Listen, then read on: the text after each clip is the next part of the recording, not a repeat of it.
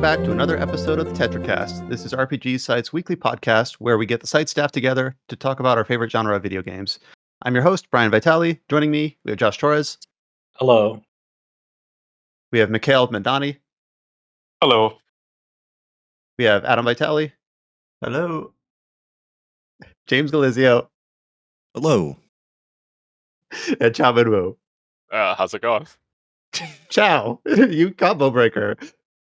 Well, we're back, and thank you for staying up late with us once again, Mikhail. We're recording this on Saturday, April 12th. And I'm looking at our little outline that we've prepared for ourselves, and I'm like, finally, a breather. We've come off 2 very hectic weeks of back-to-back Nintendo Directs, a new console, like not announcement, but detailing, tons of releases throughout the months of really since last, October through April has just been nonstop. And we finally have a little bit of a breather. Not that we don't have anything to talk about, but I'm looking and I'm like, finally, we have some room to breathe.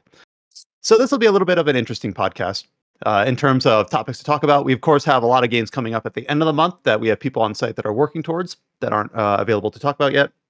Of course, over the last couple months, we've had some more dates kind of crop up for the summer window, the Summer Games Fest sort of time frame, the new E3.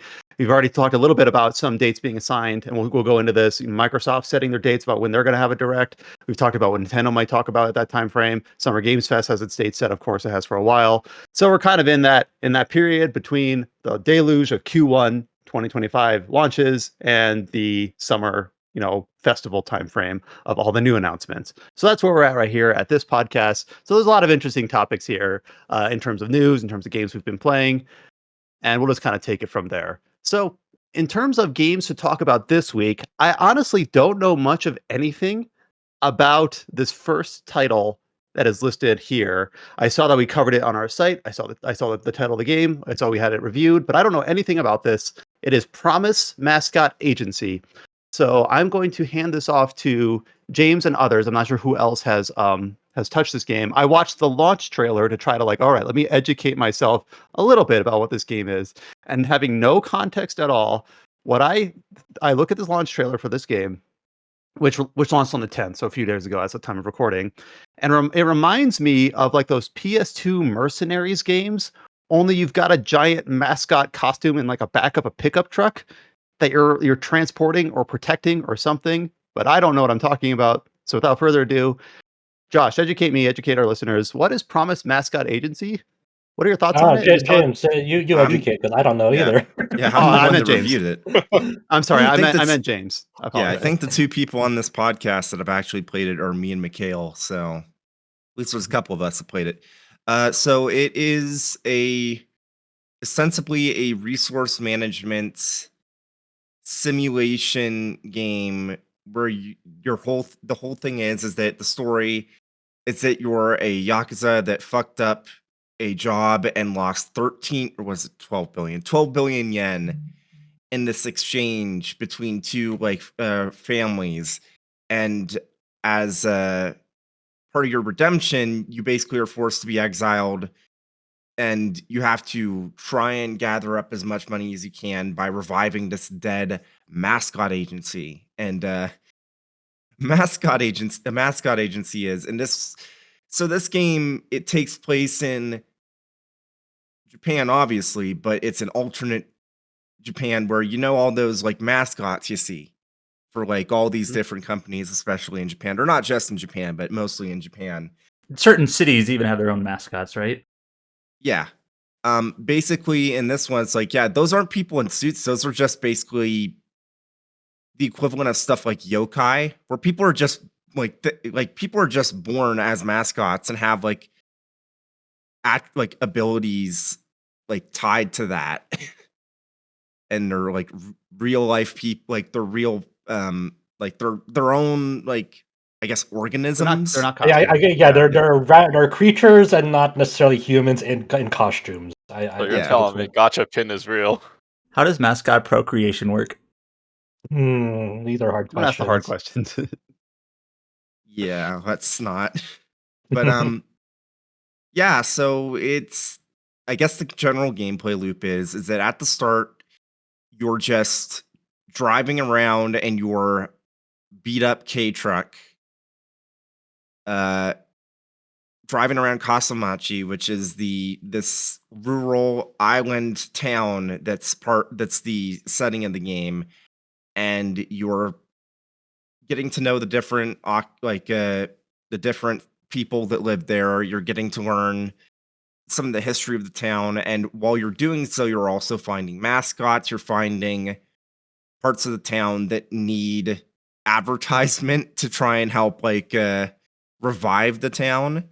And so you're getting these mascots, you're getting these jobs, and then you're sending them out while also using mascot support heroes, which are these different people you interact with, and also like these cards you can find like scattered around, literally just on the ground in the world, which at first your K truck it's just pretty slow. It's not really a powerhouse, but very early on you find a side quest where it's like, hey, these spirit foxes have run off with this mechanic's blueprints for illegal modifications for K trucks, and it's like, ooh, give me some of that.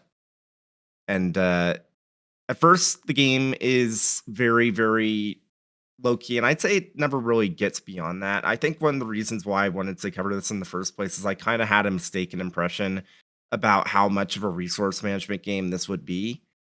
Once you get In a used good to way or the in a bad way? Like, is I it more wouldn't than you say thought it would be? less than I thought it would be. Oh, okay. Which isn't a bad thing, to be clear. It's just the game itself, I feel like the gameplay loop does get very old very quickly, and without that, without the what's the best way? Without that kind of danger of because when you first start the game, there's no time limit. There's nothing that says that. But once you get into the groove, the game's like, okay, you probably know what you're doing now, so we're going to actually make it so your family's matriarch is 12 billion yen in debt because of you. If you do not send back money as you are going through each day, there's a meter that's literally a symbol of a katana coming down from the right to the left, like kind of counterclockwise. And if you do not send money, that meter will deplete, and eventually, if it fully depletes, the game will just be like, yeah, she's dead now. You need to restart from the last day, and don't fuck it up this time. Which I was really interested in that. Just the resource management of, okay, you're getting this you're getting money from jobs. How much you spend on, say, upgrading parts of your mascot agency, or renovating parts of the town, or buying certain things that'll make your life easier, versus, okay, you need to send money back to her or she'll die. What do you actually do in these jobs? So I'm a little bit confused. Like, what's the actual gameplay of this game? I don't know if it's like a racing game, a turn-based RPG. I'm not 100% sure. So the way it works is that when you get into jobs, if jobs go well, you don't do anything.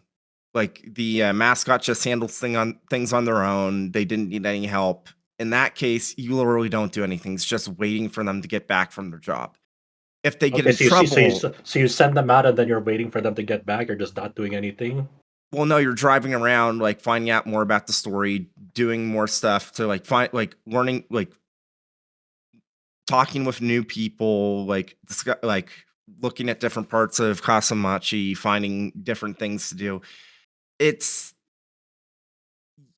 There's only two parts of the game. There's the driving around, which is fun enough on its own, and then there's, if a mascot fucks up, you have to go into a mini game where all the mascot support heroes you got, and they're represented as cards that have different numbers for different types of problems that a mascot can run into. Like, let's say they've run into a problem where there's a swarm of bees.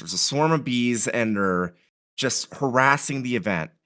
So if you have a mascot support hero that's really good at dealing with animals, you'll really want to hope that one shows up when you load into trying to save the job, because when you get mascot support heroes, it's completely randomized which one of those in your inventory shows up during a job.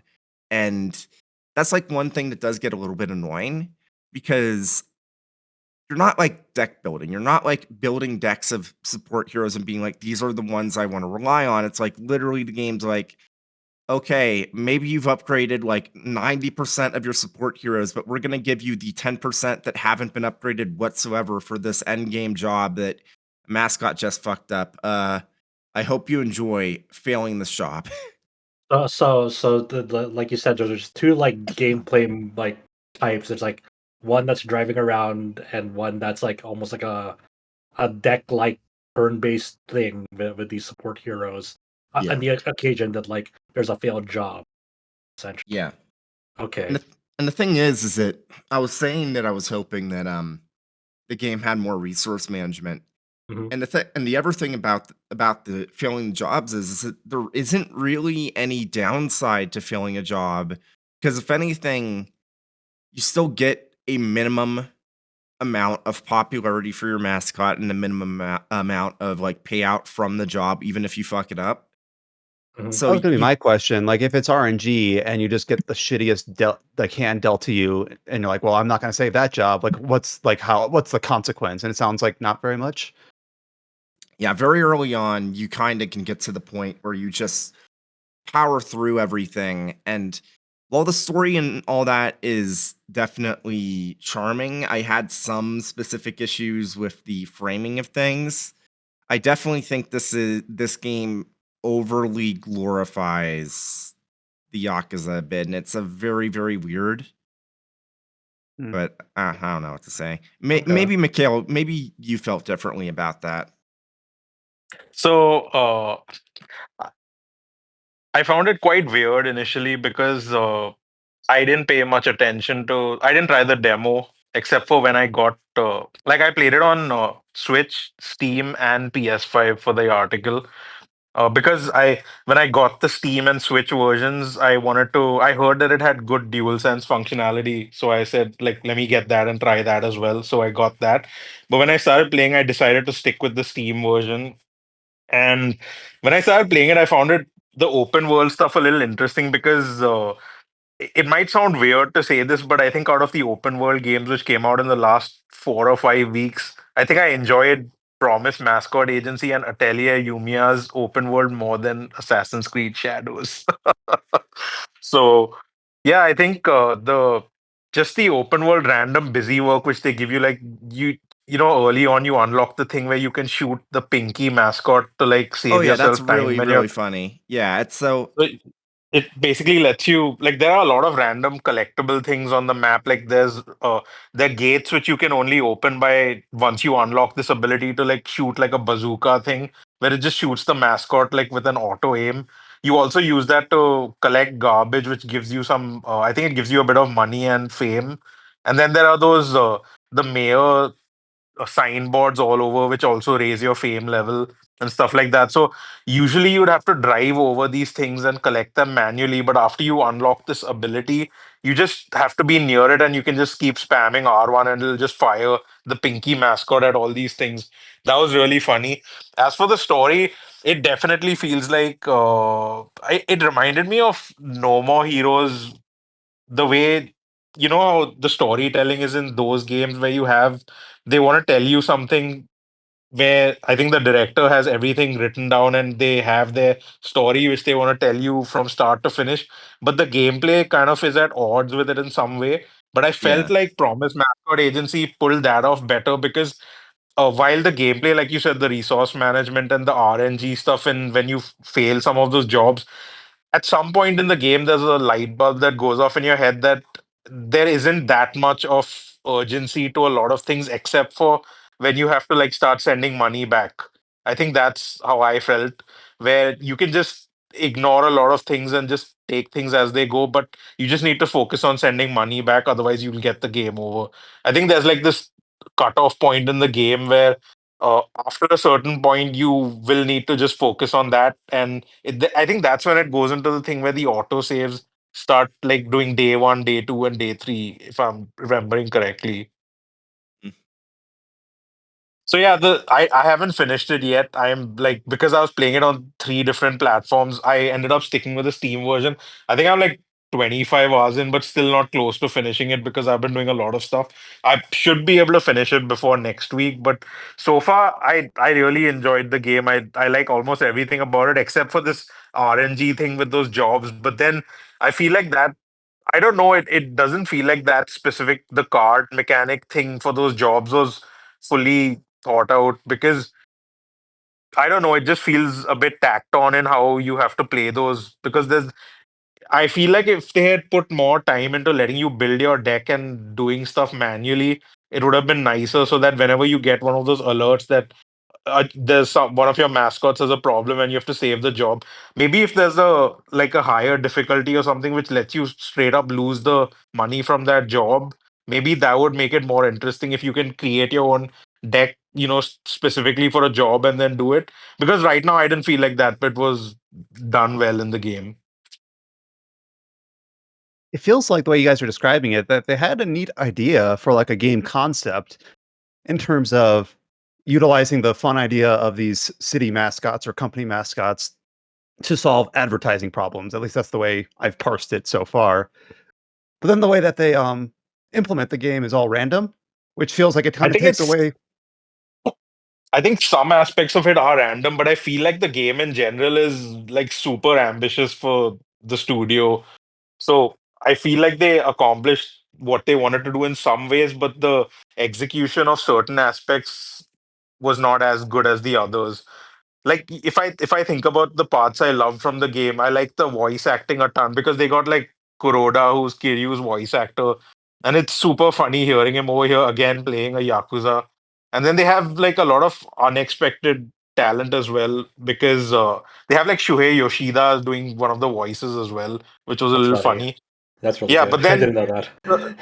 they I think the voice acting and the music were like absolutely fantastic. Like soundtrack is one of Oh my yeah, the favorites of the soundtrack's year. incredible. That makes sense though So because Paradise Killer also had a incredible yes. soundtrack. So Yeah, so like with that angle, like when I played Paradise Killer, I was like, okay, the second game from them, are they gonna live up to what I want from them? But they actually exceeded it in many ways, but also in some ways that I wasn't too happy with it. So I think in the end, I'm very positive on Promise Mascot Agency. I haven't finished it yet, but so far I like it a lot, but I can see areas where they can improve in patches and stuff like that. Like maybe even if they work on this specific, the card game mode and stuff like that. But I want to you one like non-story and non-soundtrack related thing. You ran into some Unreal Engine stutter stuff, right? I think it's Unreal Engine, unless I'm mixing it up because too many games on right now. I don't think it's Unreal Engine. I think it's a custom engine. They just don't do shader pre-compilation for DX12. But thankfully, it doesn't take too long for you're gonna run into the stutter, and it was definitely not as Yeah. bad on my end because again, I have a system that can kind of power through. You still feel it, but the stutters last like less time. And since you're gonna be driving around the same town so much, it doesn't take very long to kind of just Yeah, like it fixed cache everything. itself. It fixed itself. It fixed itself eventually. But yeah, that was just something I wasn't sure about when I was playing it because whenever I play a game on like Steam Deck and it runs a certain way, and then I try it on like the ROG Ally, which is way more powerful, and you start having performance issues there, you start pinning things down on like Windows and shader related stuff and also yeah. But so just music was really good. So did you like it more or less than Paradise Killer out of curiosity? Um, well, thing is, I actually haven't finished Paradise Killer. Like most of my experience with that Ah, was okay. watching friends play it, which I guess in that sense is pretty similar because it's also very much a narrative game. So seeing someone play through I need to get around to it. I just knew from what I saw that it was like I like the vibes of it. I like the soundtrack. I like the story. This one, I think that I like the idea of the story, but like I said, there was just like one or two things that I don't want to go into spoilers with, but the way that they kind of like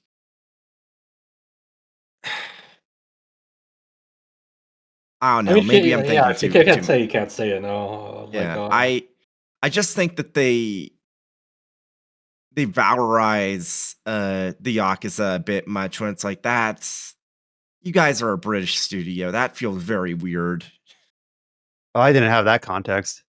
Yeah, I think if anyone just watched the trailers, they would have no idea this is from a British studio, because it's very Japanese through and through with its aesthetic. It's And like to be even the clear, post. Yeah. they did work directly with Japanese creators, and they did work. So it's like, I'm not about that, and I don't want to really focus on that. It's just like, I did like the heart of what they were saying in the story. I did think that the writing was very good in some aspects.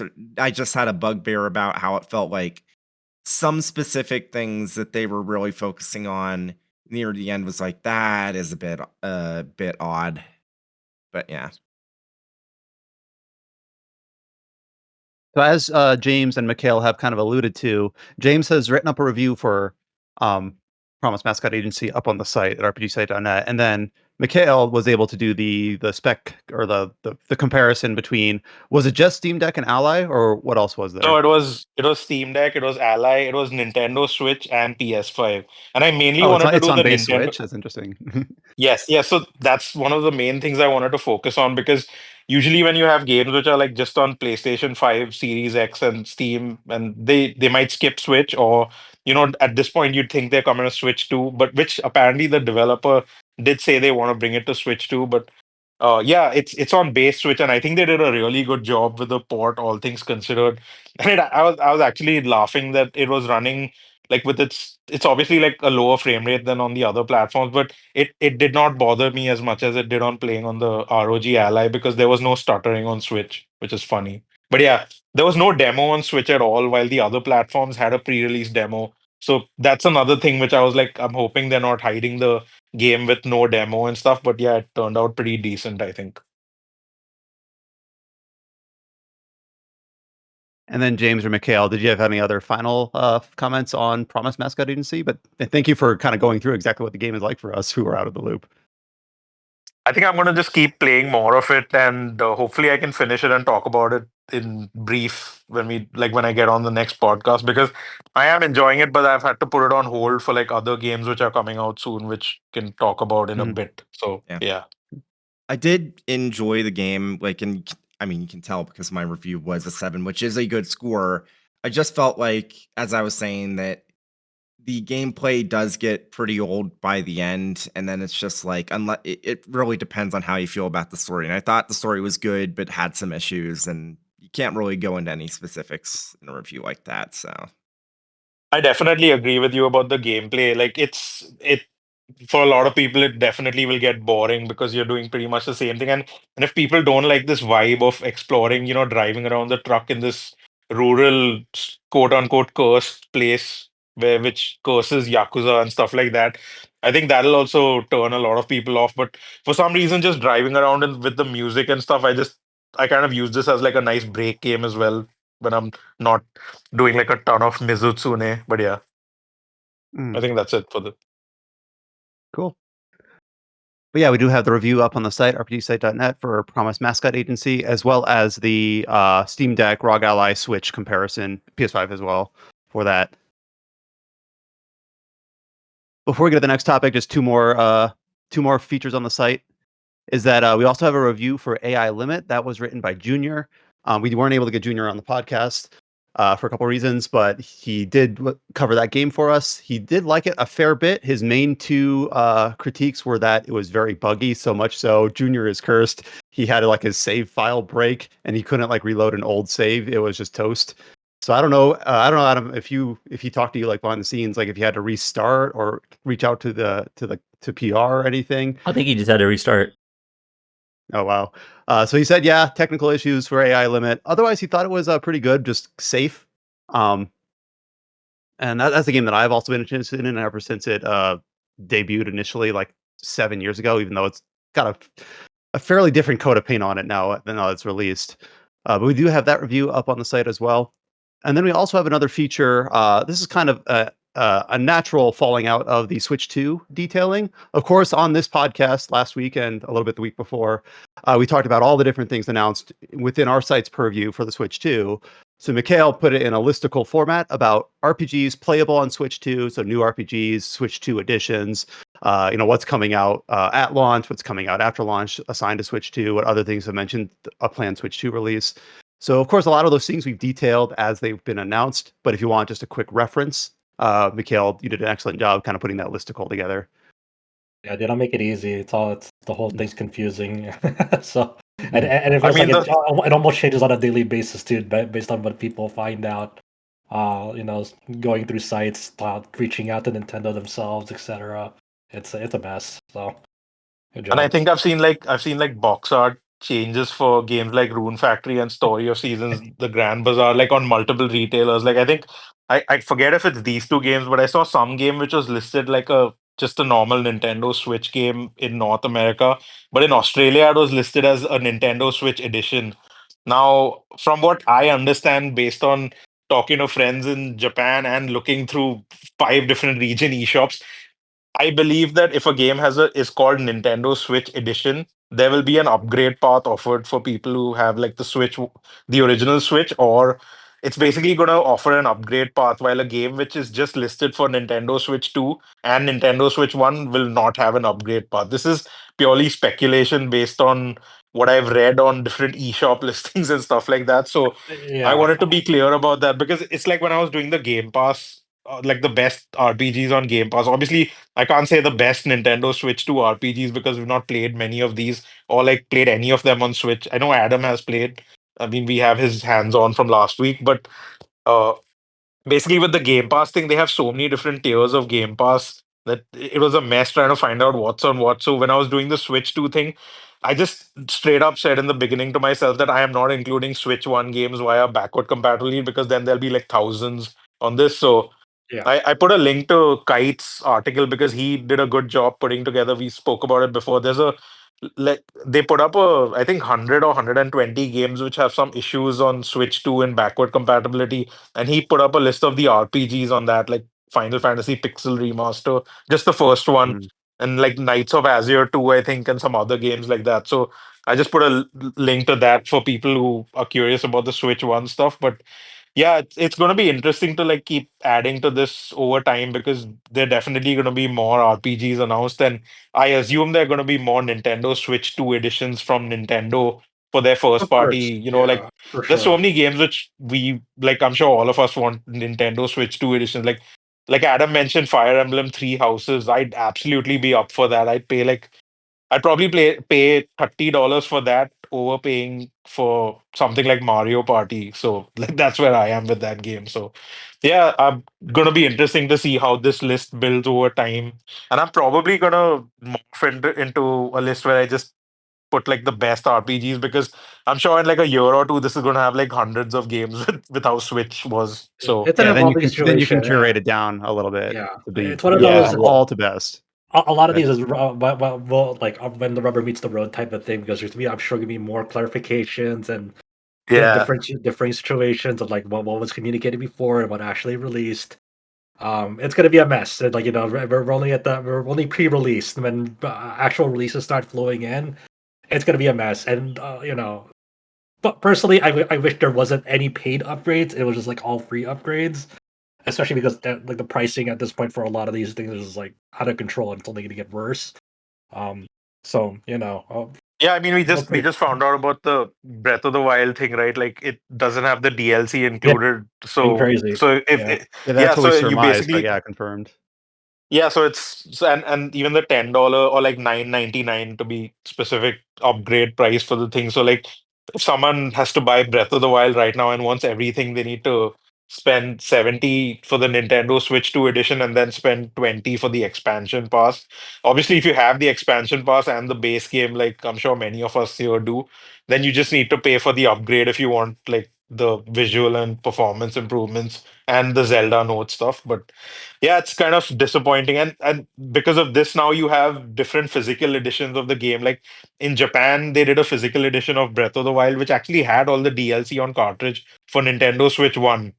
So now you're going to have a new physical edition, which seemingly has, if we go by reports from what Nintendo is saying, that it'll have the Switch 2 upgrade and the base game on the cartridge, but you'd still have to buy the DLC. So yeah, like Josh said, this is like just it's a mess. We need them to actually put out a statement and update the website instead of relying on customer service reps and statements which may or may not tell us the full story.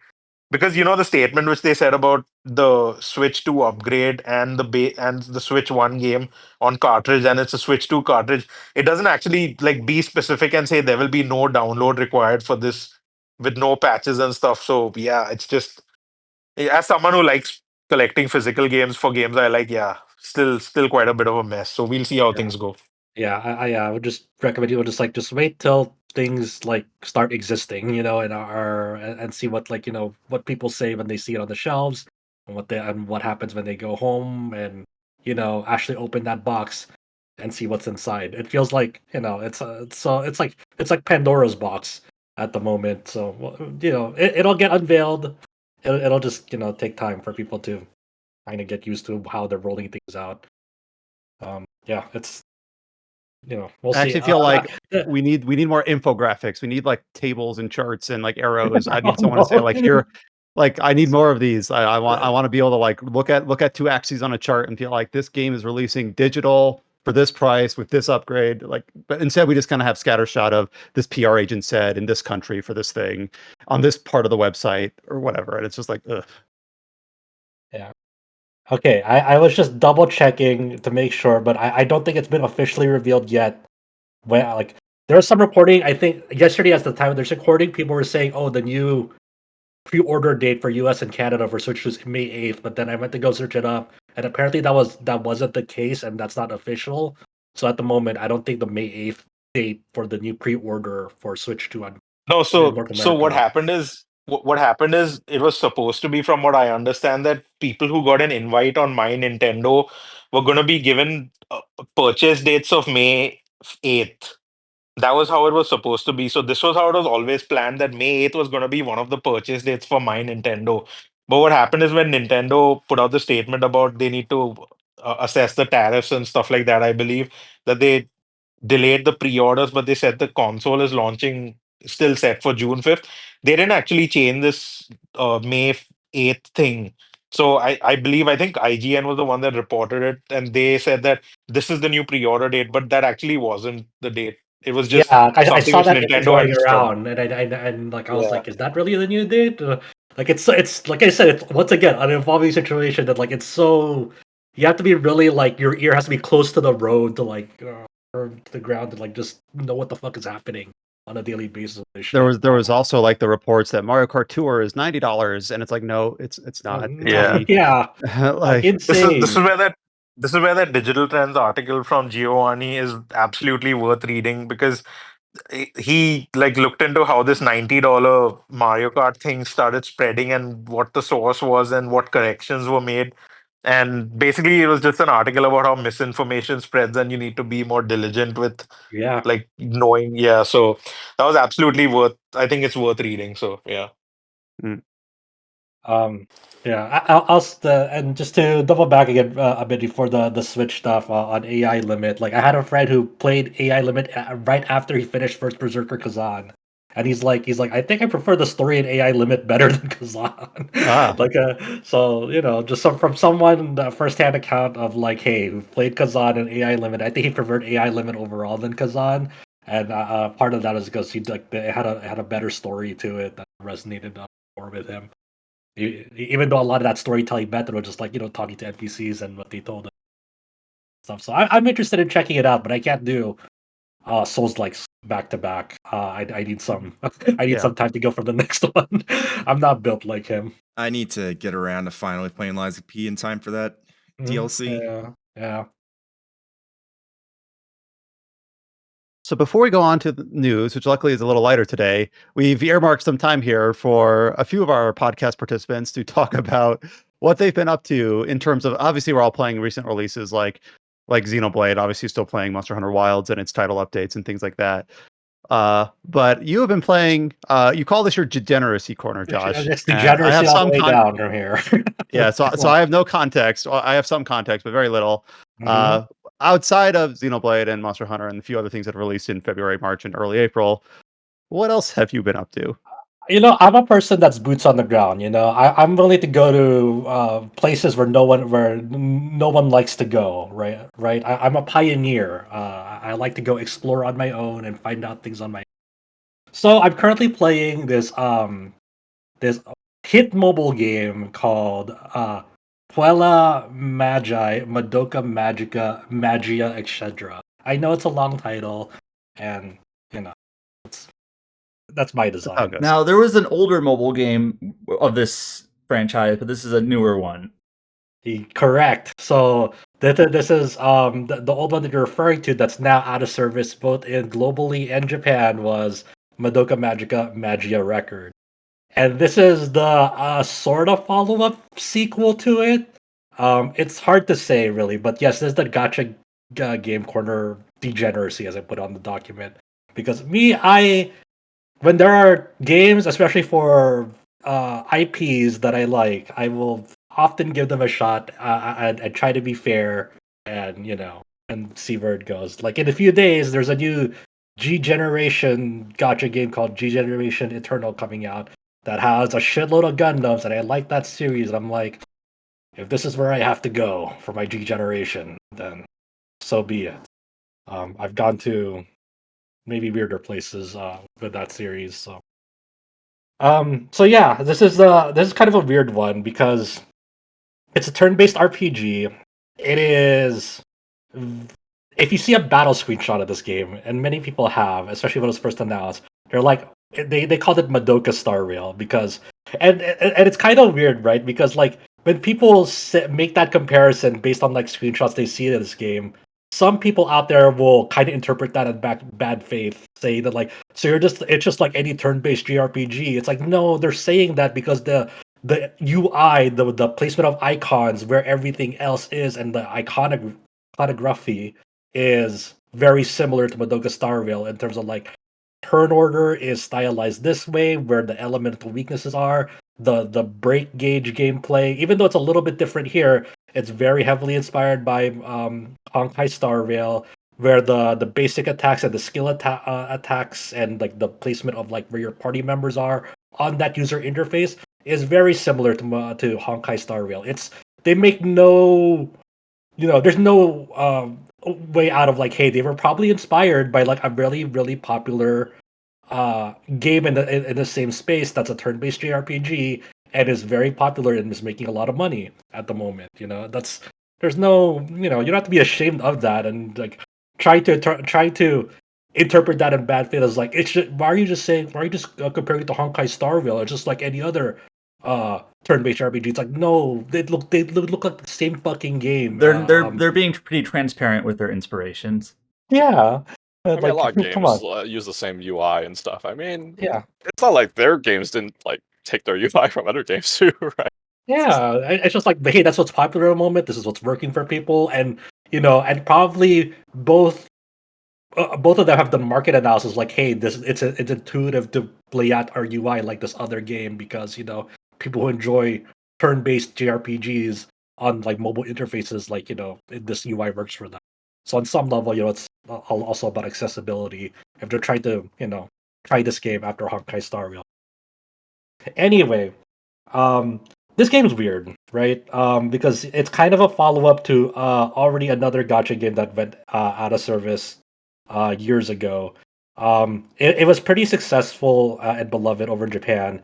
And globally, it was like several years late, and it kind of died prematurely even before the Japanese servers closed up. Like a lot of people felt really burned by how Magia Record was handled, the global version of it. Um, this one is simultaneous in the territories that it's available in. I hesitate to say worldwide simultaneous because there's a lot of like territories around the world that's region locked from playing this game. So it's quote unquote worldwide, but with a big asterisk that only in the territories where it's being served. So it's not like out of sync out of the Japanese server and whatnot. It's like whenever an update hits, it's for both it's for all versions of the game that at the moment, so it's all synced up. Unlike Magia Record, which had a staggered release global and was treated Does that as a mean separate that thing. Does that mean that technically JP and the rest of the world are on the same server? I think so. I think like when it comes to because there is like actually no, I don't think they're the same because there's guilds in it called unisons, and you need to be on the same region to be in the same guild as other people. So they have to all be either Japanese server or global server. So they're different. So I'm not saying that like, hey, this might get prematurely shut down in one territory. It's not like Dragalia Lost or something where like everything was like connected, from what I remember. Yeah. So the premise of this, it's like it's the story. The original story in this game has yet to actually like start, and that's a weird thing to say. So the premise of this game, and I guess this will get into like Madoka Magica stuff. So I'll try to explain that along the way as much as possible. Um, where you're like you have this blank void of a main character. Like the main character is literally like kind of like just a black void with like white dots and a mouth as eyes, but like they don't really have like a character design to them yet. And we don't know if that's going to be unveiled later or what. They're basically a kind of like a blank slate main character. You give them a name, but they don't really know. They don't have any memories. They don't really know what's going on. They're kind of like in this timeless space, along with this creature that looks like Cube from the anime. But people know it's like kind of almost like a weasel rabbit esque alien thing. Not a good character in that show. Kind of a major villain as that show goes on. But it kind of resembles that creature, Cube, but their name is AQ, and they're a different entity from Cube. And th- they serve as kind of your guide. And the story flow of this game so far is all recaps both of the original series and also a recap of like the beginning of the original story from the previous mobile game Magia Records. So you go through like the arcs of the TV series. It's kind of weird calling them arcs. It was only like a 12 or 13 episode TV series that has like compilation movies as well. But there's definitely like, hey, you meet different characters of the five main characters, and they all have their own separate like arcs going through that show in it, and that's how that's kind of divided up because this it's not like an open world game. It's a very traditional. I kind of hesitate to say old school because it's not that old, but it is kind of quote unquote old school. Um, in the sense that like you go into a stage that has like an overworld map view, but you travel to each you traverse through it through nodes, and these nodes could either be like a battle node, um, a flashback mode, a node which is like kind of this a very simple scene recapping stuff from the show, or an exploration stage, which is basically running through like a narrow corridor to the end. Sometimes there'll be a branching path and an optional battle that you can do for goodies, but for the most part, it's very very simple in that regard in terms of like what the actual structure of the gameplay stages are, which is most of it is just battling. Some of it is running through very linear corridors that has battle, um, and stuff. Um, and it's kind of interesting because it leans on the strengths of the Madoka IP in the sense that like it has really strong art direction because Madoka Magica in general has strong art directions where enemies um which are witches and the show, run at a different frame rate than the rest of the game. Or like kind of they have like that stop motion jittery motion to them, much like the show, to kind of show like accentuate like that they're like a foreign entity. They're kind of like weird and out of touch with reality. And each of these like stages that you're wandering through has like a bizarre looking atmosphere because they're in witches' labyrinths. And for people who know the show or are familiar with it, like whenever these magical girls go fight off witches, they're usually like in their own separate realm where like there's like a lot of like bizarre artistic imagery that has really bizarre like atmospheric imagery where one could be like just like a realm full of film reels with like scenes of the show running in tandem and random through these film reels. One could be like a dessert um style atmosphere where like all of like the ground and like the background parts are all candy. But it's all like within a tinge of like it's kind of like a more horror-esque haunting imagery. Like it's not like a happy filled, atmosphere at all. Um yeah, and so forth. And one of the cooler ones is like, well, when you're going to like one of the big bosses near the end of the show is like the whole stage is like collapsed buildings floating in the air. It's like the range and the motif of like these stages and the art design of the enemies and the bosses are like very. It leans on the strength of that IP, which is like very very strong art direction. Also has great music, but that's also because the show in general and the IP has really great music, and this is helmed by none other than Yuki Kajiura, who actually composed a new theme song for this game with the Fiction Junction project that she does. So there's a lot of like it tugs at my heartstrings because I'm a big Yuki Kajiura fan. I'm a big fan of the art direction of the Madoka series. It's really unfortunate. I'm just going to chime in just to say it's really unfortunate that Kaijira never did another video game after Xenosaga 2 and 3. She's done a lot of anime. Just no more video Yeah, games. yeah, I hear you. I really hear you. It's actually kind of fun because like my girlfriend is more of an anime watcher than a video game player. But whenever I'm listening to the soundtrack, like in the car, and it's Saga, I forget if it's 2 or 3 that Yuki worked on. Both. She's like, "Oh, this sounds like Yuki Kaijura." And I'm like, "Yep." And this is, I think, her last video game credit is Saga 3. Yep. I know. I hear you. I cry That every time. soundtrack in 3 is so good. Yep. And like the most and the series that's most prevalent with Kajiura's music these days, I think, is like Sword Art Online. Yes, she did. She's done like all of Sword Art. Yeah, it's So- like I'm not saying that like SAO is terrible, but I wish she worked on something better consistently. Yeah. So the battles themselves in this game, turn-based RPG, it's very. I want to. I forgot exactly how Honkai Star Rail worked. So for people, Chow, you tell me. You remind me because I only played that for a little bit. In that game, there are 2 gauges: an HP bar and a break bar. Um, when you break enemies in Honkai Star Rail, do they ever replenish those break gauges? They do. It takes a couple turns. It's basically you have to like do as much damage as you can before they get their turn back, right? Yeah, but do they recover it? Do they recover it on like like on the They next recover turn the that entire thing. I know, but like once you break an enemy on the next turn that they get after they break, do they replenish that break gauge immediately?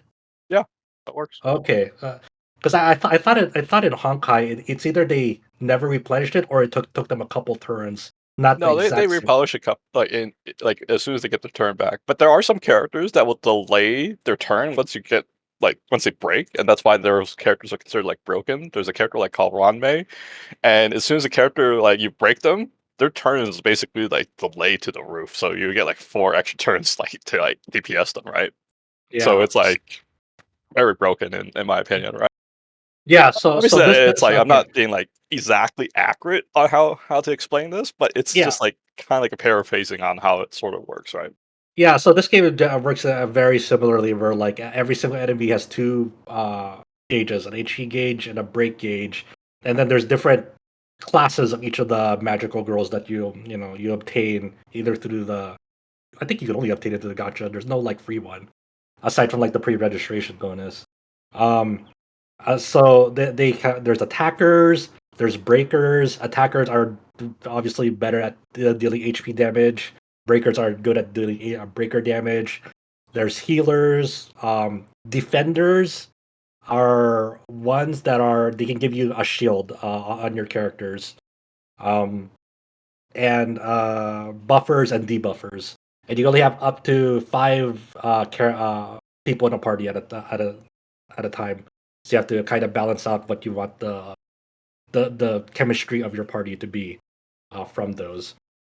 And so like your basic goal in battle is to, especially during bosses, because the grunt enemy is not so much of a threat. They do become more of a threat like in higher difficulty stages, but in general, your main objective is breaking the enemy as fast as possible and trying to keep them broken as long as possible. Because when they're broken, there's a multiplier that shows up that you can crank up through attacks, and obviously you want to get that attack multiplier as high as you can. So when you um, Oh, it's a stagger when it's gauge.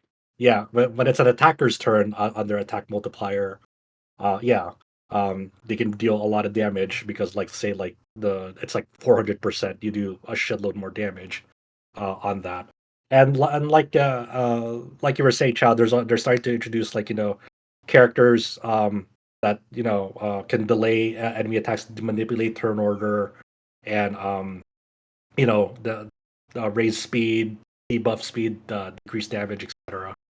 Um, yeah, it has all those like the inner workings, those mechanics that I'm sure Honkai has explored as well. And other turn-based RPGs have done this forever as well. But it's just their direct comparisons because of the way that they're presented and how their UI is very similar to one another. I think what's interesting about this game in terms of like the battle economy is that they actually have a toggle option in the settings where you can display the numerical value of your action in upcoming turns. Uh, so like let's say it's Madoka's turn, and the next turn is like Homura's turn. Like there'll be a number by her that'll say like that can span from 0 to like 100. And it's basically an indicator of like how close, quote unquote, close is the next turn. So let's say like the next turn for Homer was like at 15, and Madoka has like a buff that she can grant to um raise speed. So that you have like you could actually like have a cross reference of like how much speed her buff gives based on how much that number is raised on the next incoming. So it's kind of citing like hard numerical values on like how close the next turn is actually to someone, which is kind of like an interesting like nerdy thing to like think about. But it's like I'm a sucker for numbers that like that surface like metadata like that in general. Um, and it's just it's there's a lot of interesting tactics already being explored with it. But obviously the big caveat is, hey, this is a gacha game, and this game is fucking stingy when it comes to gacha pools and currency, how much you earn currency. This is developed between two very cursed companies. It's developed by the original developers of Magia Record, F4 Samurai, which they're not the most reputable, like highly reputable people.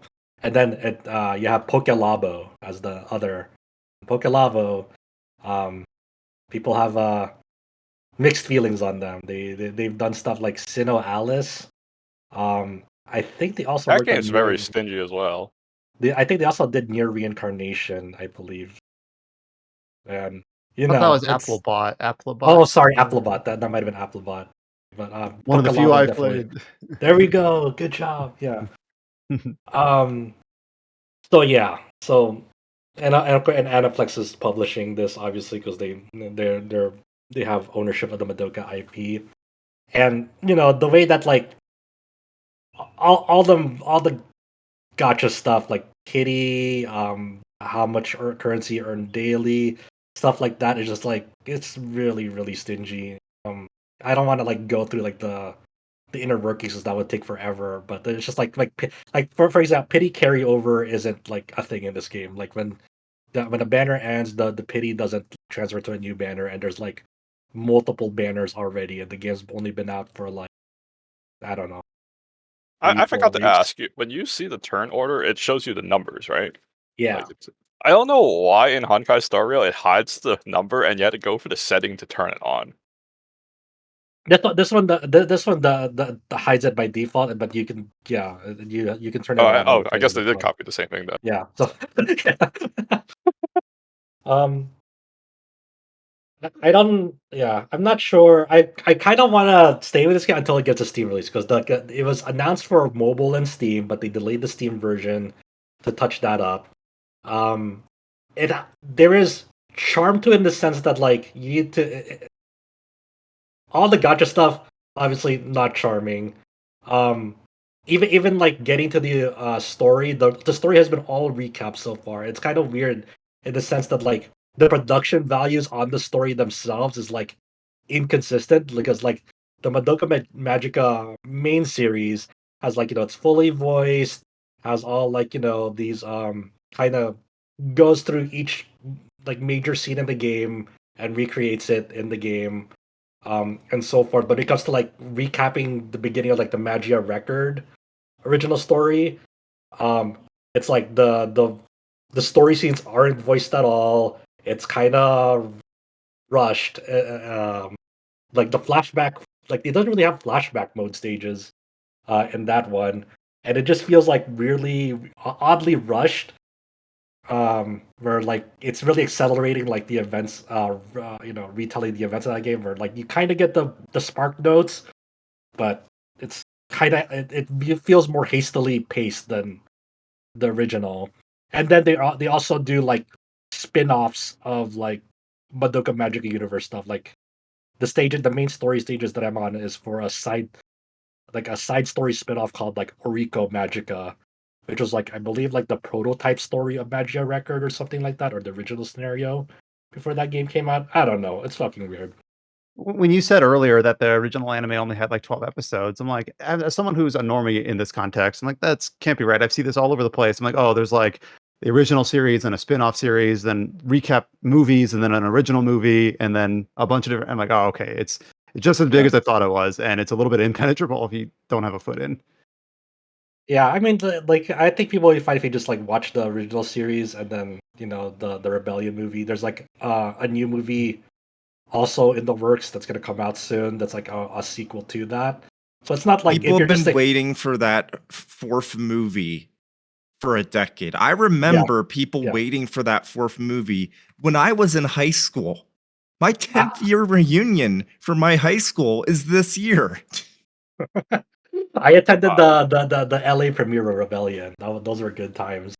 I got a Homer coffee mug I, out I of remember that. when the show first aired or something like that. I think my friend messaged me on S, and you gotta watch this. This is darker than Gundam. I was like, I mean, the darker stuff is like it was shocking at that time, but like so many other shows, is very influential in the sense that like for better and for worse, like it kind of spawned off like hey, people like the dark spin on like magical girl stuff, and that was kind of just because Madoka Magica took off, so everyone tried to recreate their own version of that, which I don't think it set a great precedent, but like that people always chase trends because they want to be the next.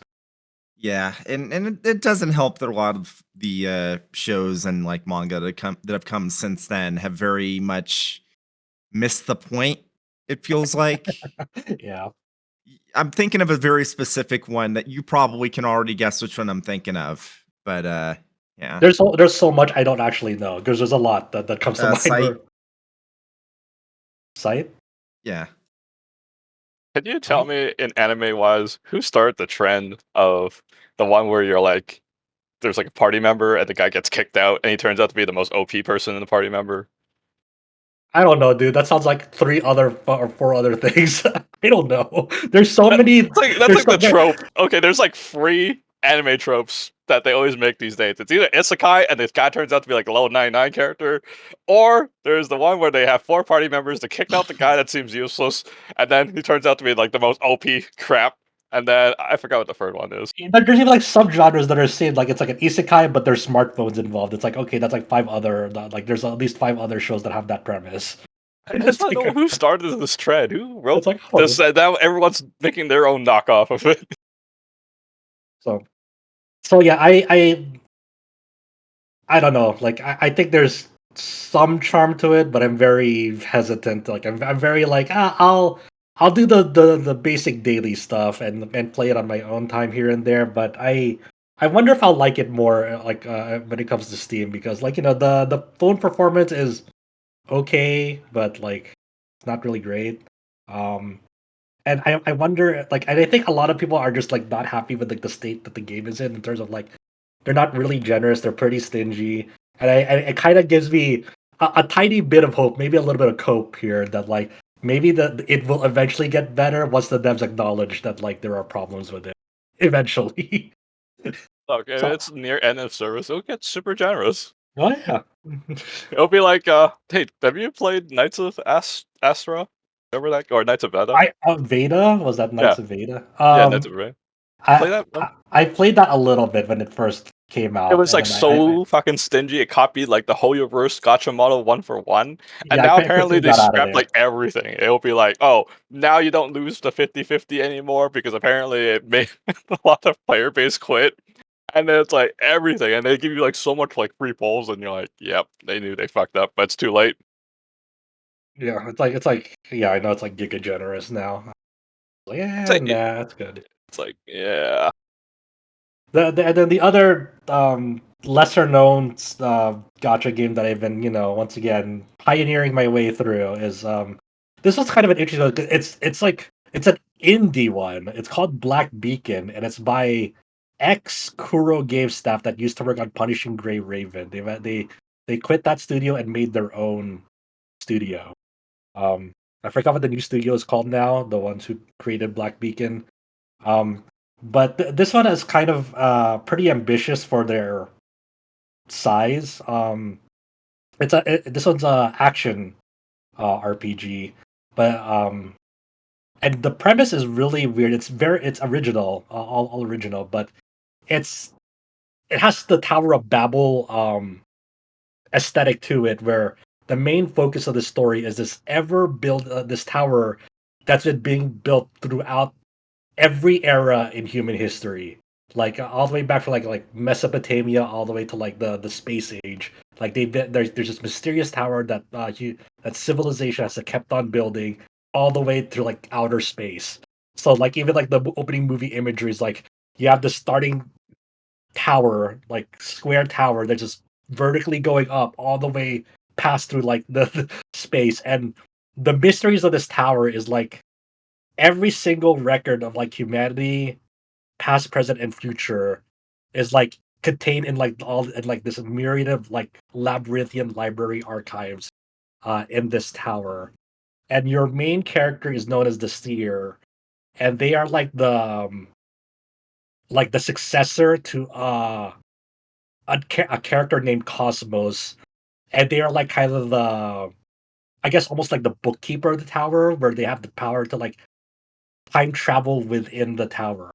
So a lot of like the storytelling in it is really, really disjointed in a very deliberate manner. Where like you start a stage and like the story is like 20 years before the world calendar, and then the next stage is like 3 years ago, and so like you're kind of like piecing together where events are taking place. But the main like first arc, for example, is um there's an incident that happens on the first day that you're introduced to this tower, and you're pulled far flung into the future, and you see one of these characters named Erishon, this pink haired woman, who like you are facing um this entity that kind of looks like a golden cube inside the tower.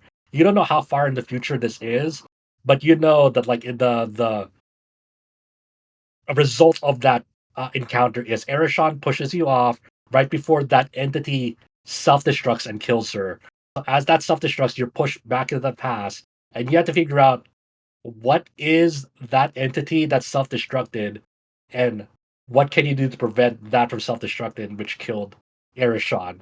So that's kind of the first main mystery that you're working through, and you're um, introduced to kind of like your sidekick Zero, and all these other characters that fill in the world of this tower.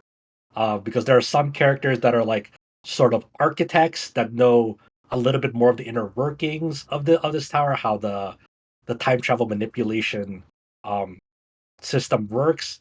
There are like terms like where there's this concept called the Path of No Return, where there's like an exploration faction that eventually finds their calling in within the tower, and they like set off on a journey uh to never return to where they came from, and they're only pushing forward to continue building the tower forward. Um, and then one of the earliest like main quote unquote main characters you meet are like sort of like these characters that like share a sibling relationship, but one of them is like a genius but cocky, and the other is like somewhat less of a genius but more stable and more reserved and so forth. And she's trying to like prevent her brother-like figure from going on his path of no return, because she's seen like where his path goes, where like kind of I guess like perishes alone and stuff like that. So there's like a lot of like interesting world building stuff on like this Tower of Babel aesthetic, and it's not an open world or anything. It's like it's once again stages, and you use stamina to go through these stages. And there's like it's primarily an isometric action RPG view, and where you can move. Your character has a basic attack string. You have two skills and then an ultimate. There's also an environmental skill where like in the first environment that you're in, like this library that you're kind of getting the inner workings of, you can like temporarily freeze enemy in a time bubble. And you can like do like a burst like a chrono burst in them when you attack them enough times when they're frozen in that bubble. And you can deploy up to 3 characters, and you slot them in and out. They have that whole dynamic of like, hey, there's like some of them have off field attack effects. Some of them is like you want to swap them in to debuff them, and then swap them out for your like main DPS to attack enemies when they're debuffed, etc., etc. Like some of them have like really interesting kits. Like one character has dual blades, and his skill 2 like raises a bar that, but it decreases HP every time you use this skill up to 55%, and then after that it won't consume any more. But then if you fill up this bar and then like uses like skill again, he'll enter like a rage state mode where he does a lot of damage for a limited amount of time and stuff like that. So each character feels really different from one another. That mechanic is just exclusive to that character. Um, and the gacha system in this one is pretty forgiving for the most part. Like it's kind of like out of the gate. Obviously, it's a new game. The developers are trying to like get people on board. So of course they're gonna be generous at first. So like for example, you can get like your first 5-star character selectable within uh 310 rolls, and they'll give you like 30 pulls out the gate, so you can get like a 5-star of your choice off the bat. And then like there's other banners that like um give you your selected character, but you pull like 70 uh times. The weapon banner is guaranteed whatever you select. So like say you selected like the dual blades for this character, um and you pull like a 5-star, it's always guaranteed to be that weapon and nothing else. So it's not like there's no like 50-50 on that. The limited time banner is like it's a 70-30, meaning that like if you pull a 5-star off of that banner, there's a 70% chance it's gonna be the rate up character instead of 50-50, etc. So off the like compared to other gacha games that kind of try to do this, it's relatively more generous, but of course it is right now. Who knows how the currency economy and the pool economy is going to be in the long term. Um, but it has an interesting story to it that like it kind of intrigues me in that regard, and the English voice acting is actually pretty good too. Like, um, well done on that part. Um, and it's I think the main thing that like really um holds back this game is since it's like an indie developer. It's launched a lot of bugs. One of the big bugs that they recently fixed, it took like 2 days for them to fix it, was like people who logged into like the Google login couldn't log in because there's like some weird rate up, or not rate like a cap on it, like some sort of like login cap. So if people couldn't actually log into their Google accounts uh to play that game because there was like a login cap or rate cap or whatever So that was bad. Apparently they fixed it. There's other bugs that like there's some stuttering, freezing for some people depending on the device. It is technically playable on a PC, but it's through the Google Play Games beta app on PC, which isn't great. Um, you can't play it on any other emulator. So if you wanted to go to LD Player or Mumu or BlueStacks, you can't play it on there because of its anti-cheat, um, which sucks. Like because people like to go to those emulators to map like their controllers to it, which Google Play Games doesn't let you do that. You can play it. You can rebind it on keyboard on Google Play Games, but your mileage may vary because like my computer specs can brute force most of technical the bad technical aspects of it. But for some other people, they have really bad problems on they try to play it on PC through that. Um, it's technically a mess in terms of like just people have different problems of how to when running this game. But the game itself is like it's okay, but they really needed to like launch with like an official PC client with controller support. Um, for this type of game. Like it's a very reactive action RPG with like parries, instant or not. It's what do you call this? Like perfectly timed dodges, etc. And that doesn't feel good to play on mobile touchscreen. Like I played on keyboard on the Google Play Games thing, and that's been okay, but not the preferred way to play. I'd rather play this on like a nice PC client that's built well optimized on controller. That would have been my preferred way to play it. Um, but Do I don't most of know. these games have PC clients nowadays? Because I'm like, I'm trying to think like as someone who hasn't really been in this space, like is that something that MiHoYo HoYoverse kind of like pioneered? And I'm not saying was the first, but maybe the first to make it like expected versus games that just were purely mobile and played through an emulator. Um, I don't.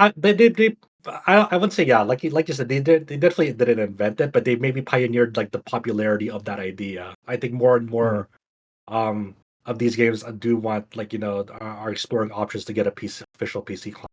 You know, mm. just the other day, like the Blue Archive announced they were gonna come to Steam at summer 2025. And that's a game that like it's fine for mobile for the type of game it is, but these they want to expand their markets and try to get more and more people. Like Madoka was originally announced on Steam, for Steam, and that'll come later. Um, and you see more of these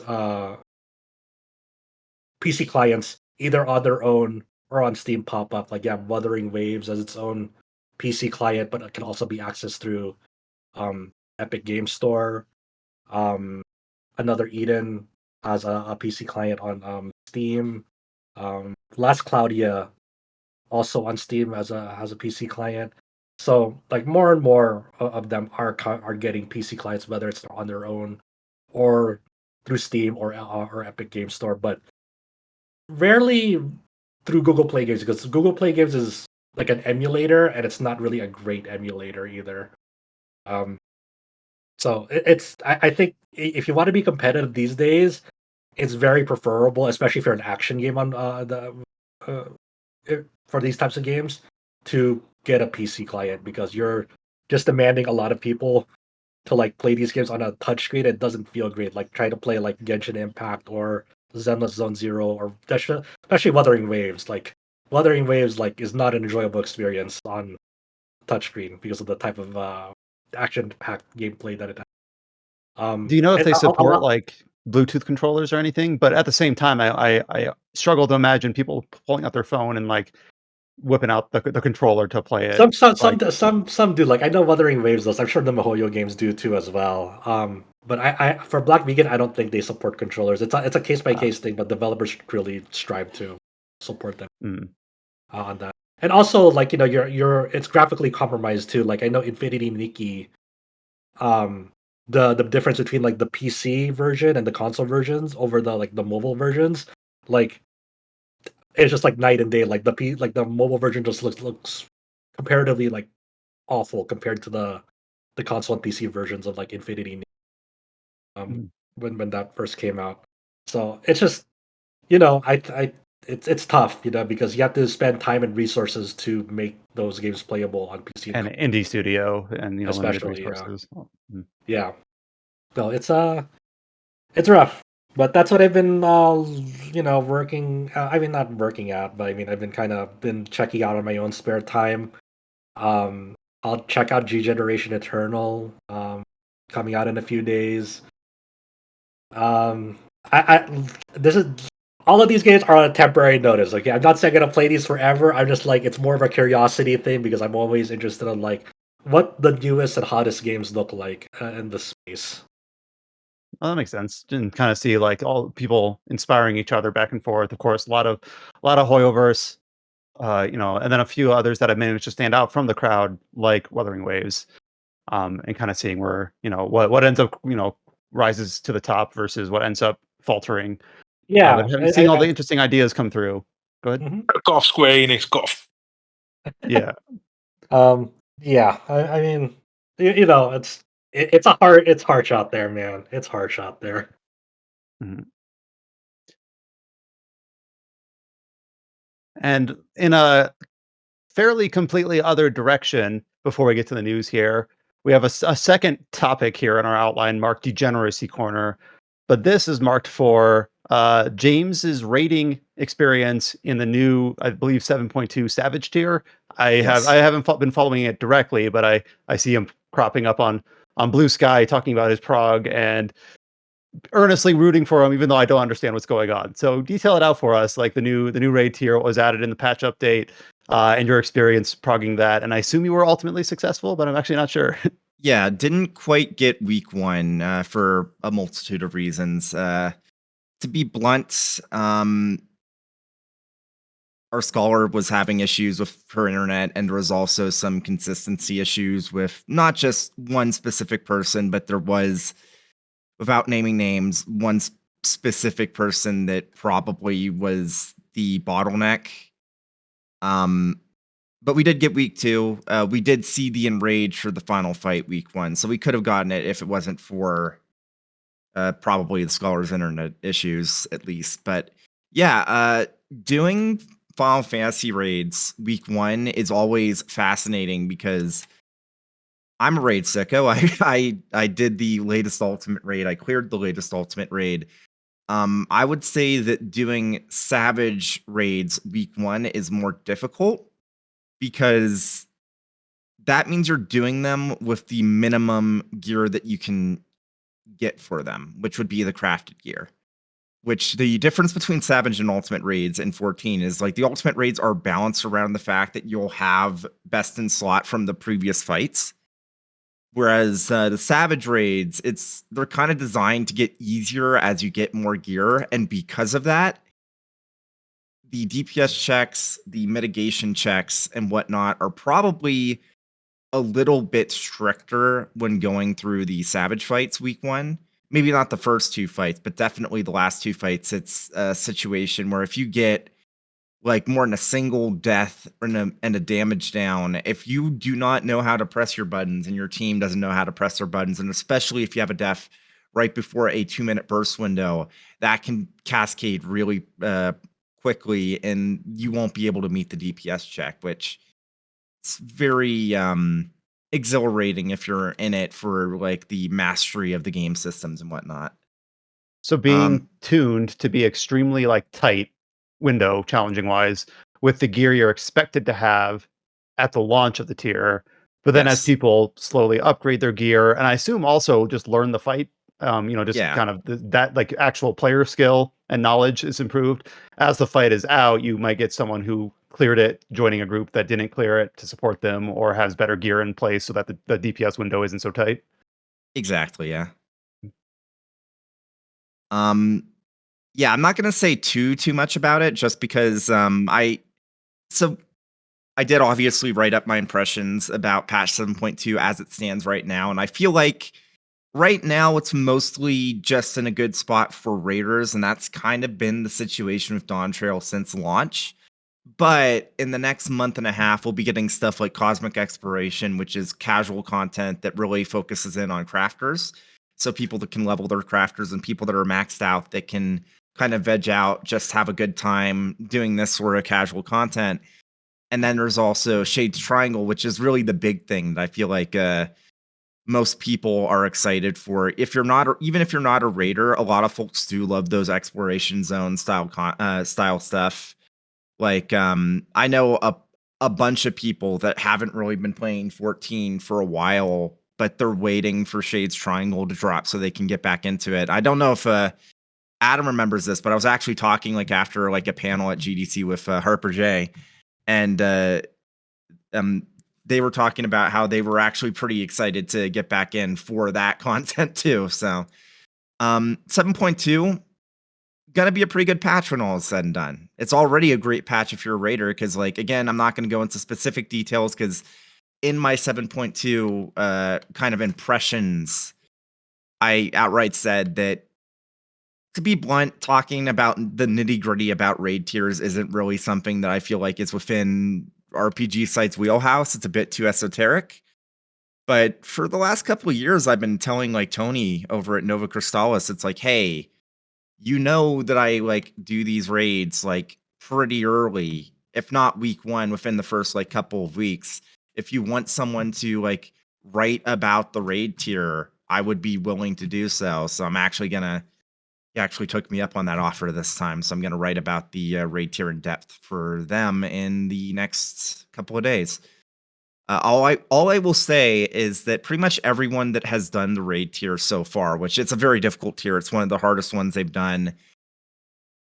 Pretty much everyone, especially hardcore prog. I don't know how people on Party Finder are going to feel about it, because there's specific fights that feels like PF killers. But for people in statics, and especially people that did it hardcore week 1 or 2, like I did, pretty much everyone's under the same impression where this might be, if not the best raid tier they've ever done, the best raid tier they've done in a decade. It's really, really good. I know this might not be the most appropriate way to quantify it because there's so many other factors, but when they have an update like this, like how many, this is me coming from someone who's only played like 20 hours of Final Fantasy 14, like how many fights do they add in a group? Is it like 8? Is it 5? Is it 10? Because I know every single MMO First kind of has a off, different I didn't even know cadence. that you had even installed Final Fantasy 14. I played it like 8 years ago for like 20 hours. Yeah. I had what is it? I had a thaumaturge. No, it's not the right word. I don't remember what the class was. Yeah, It go play wasn't the even a final Thaumaturge, class. available on PC and PS5 Xbox Series. Yeah, let me look up Final Fantasy 14 classes, and once I read it, Thaumaturge is a class that turns into a black mage. Ah. So if you said Thaumaturge, you're probably right. You were probably playing Thaumaturge. Mm-hmm.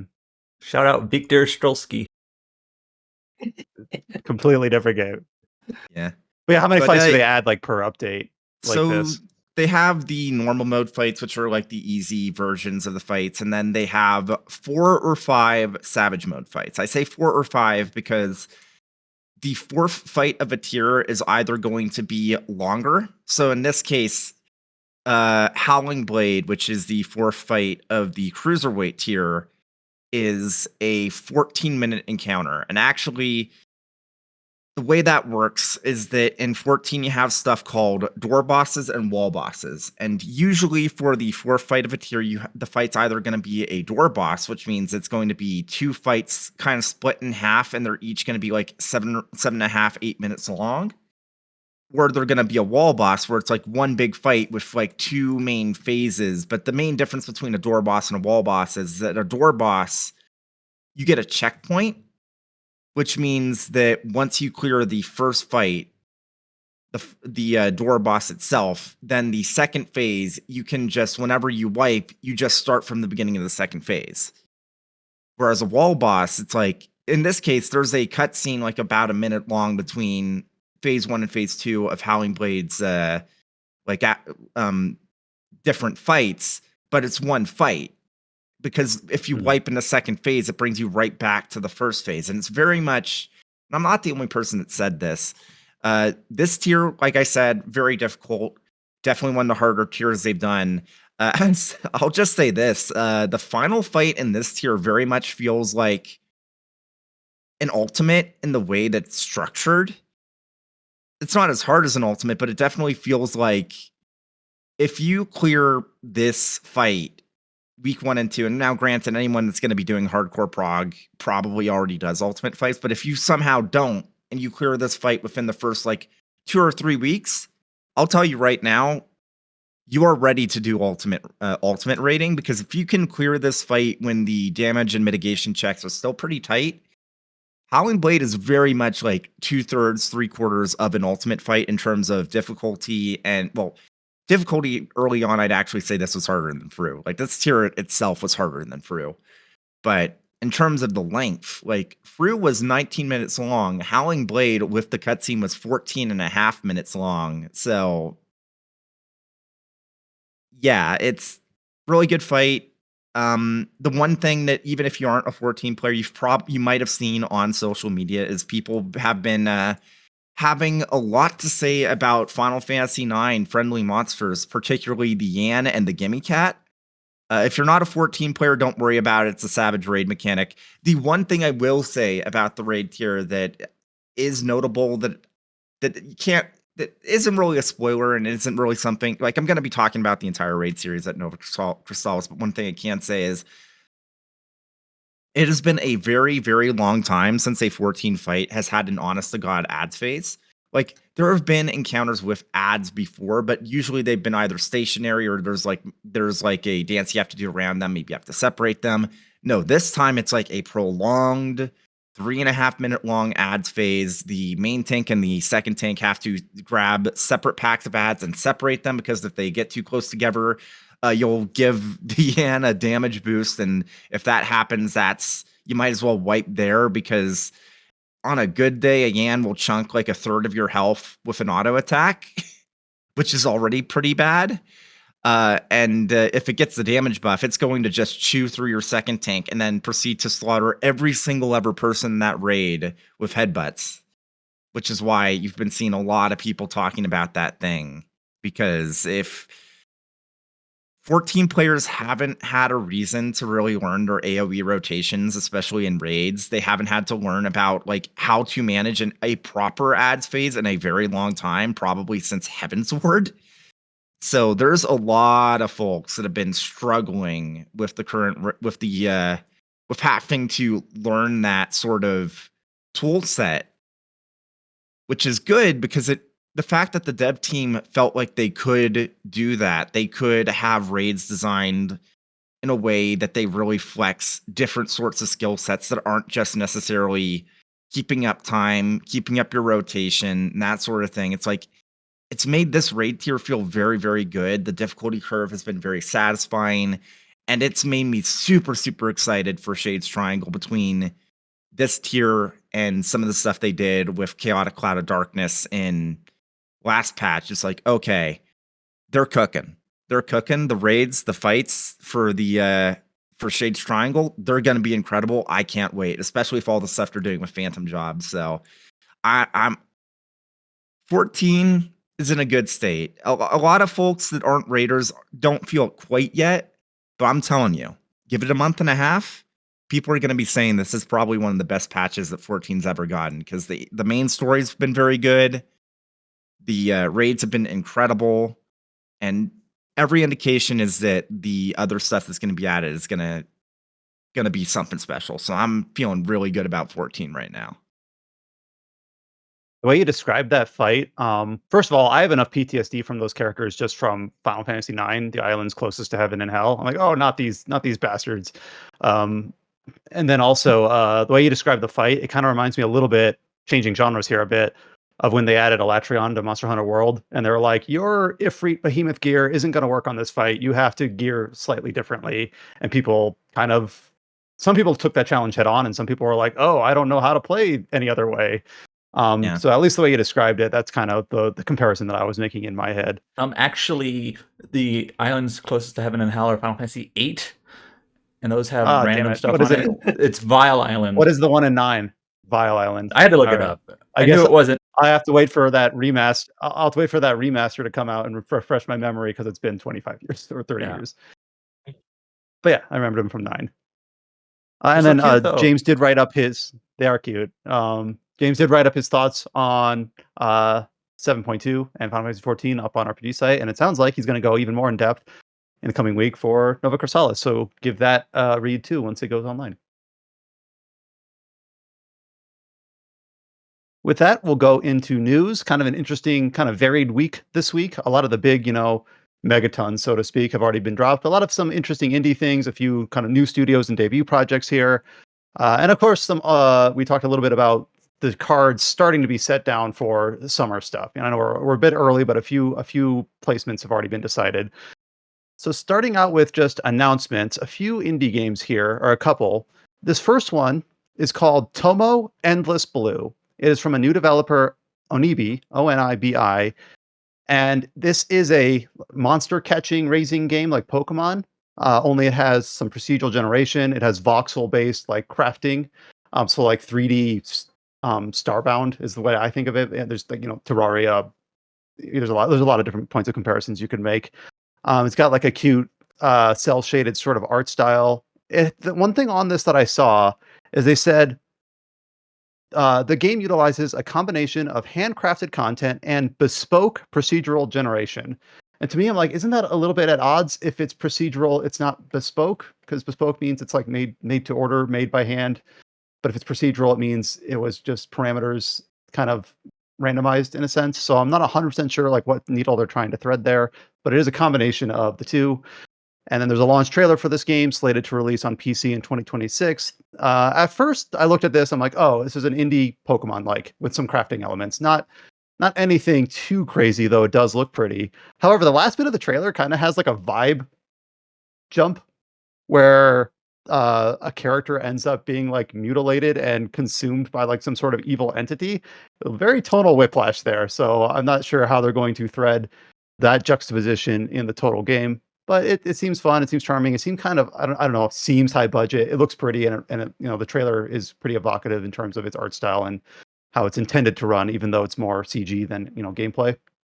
Yeah, But yeah. The thing, so the thing that makes me wonder, like, what the flow of the game is, because, like, I think of Pal World when it comes to this game because of the that's a last good point, Kevin. bullet Yeah, point in their press release. There's multiplayer, but it has offline single player, but also there's local network multiplayer, and then they call quote unquote distance server play, which is an interesting thing the how you phrase that. But they mentioned there's no limit on the number of players. It's as many as the player's device or server can support. And I'm like, how the fuck does this game work? When I think about that, like I don't know. That's weird. That's kind of like all right. There's no player cap, so you can just have what 100 player, 200 player servers doing what? I don't know.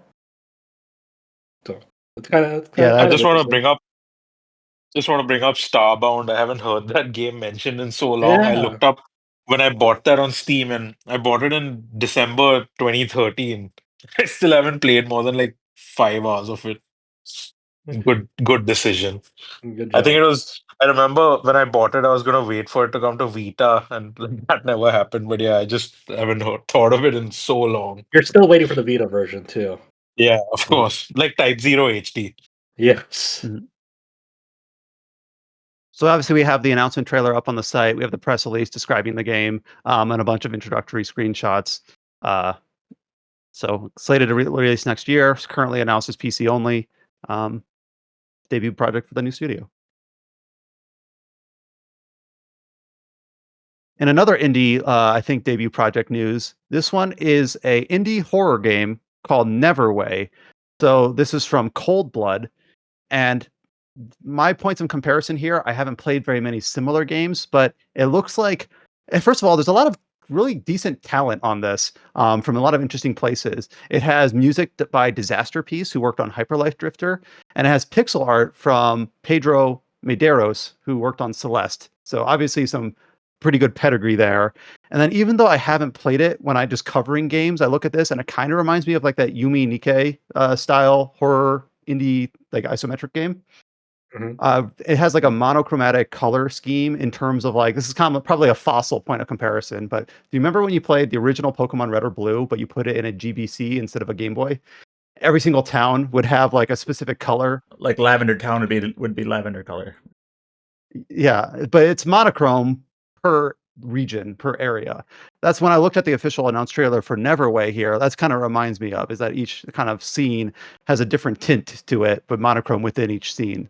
So obviously the pixel art looks really good. It looks like it has some kind of like visual novel-esque like story dialogue, text reading in terms of piecing together, what happened before you, things like that.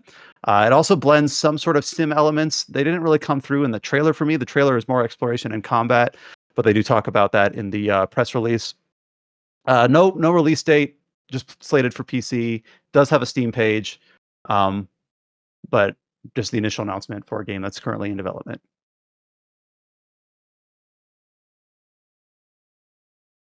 In terms of other news, we have a large number of trailers here. And I know, obviously, as we say frequently, podcast is not the best avenue to discuss these trailers, but we can at least talk about them in passing. So the biggest one here, probably, well, in terms of length at least, is that we got a date for the Xbox Games Showcase and the Outer Worlds 2 Direct in June, obviously by publisher Xbox. This is going to be on June 8th, which is right around when it kind of always lands. So they've announced the date for a deep dive into Outer Worlds 2, which is, of course, the second kind of big first-person RPG from Obsidian this year, which is an interesting way that lined up.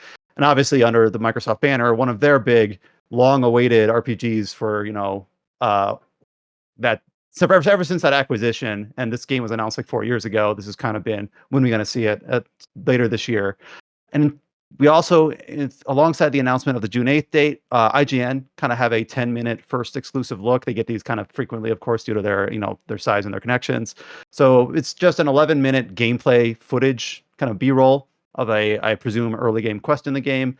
It's been a while since I played Outer Worlds 1, so I don't really have the fresh, short-term memory about things that are the same and different, but it does evoke the same vibe in terms of its UI and its just the gameplay feel. I remember Outer Worlds 1. Adam, I think you've played it more recently than I have. I always kind of struggled a little bit with that game in terms of itemization. It felt like it had a lot of stuff that you would pick up and just be kind of useless, specifically like food items and things like that didn't really feel like they had smart or well-implemented gameplay designed around them. And then in this gameplay video, they are picking up items left and right. So I'm like, oh, I wonder if they address this. Of course, I'm gleaning from a sliver of a snippet. So I have no idea, like, once you get time to actually see how these things are implemented in a long-form game, what it means.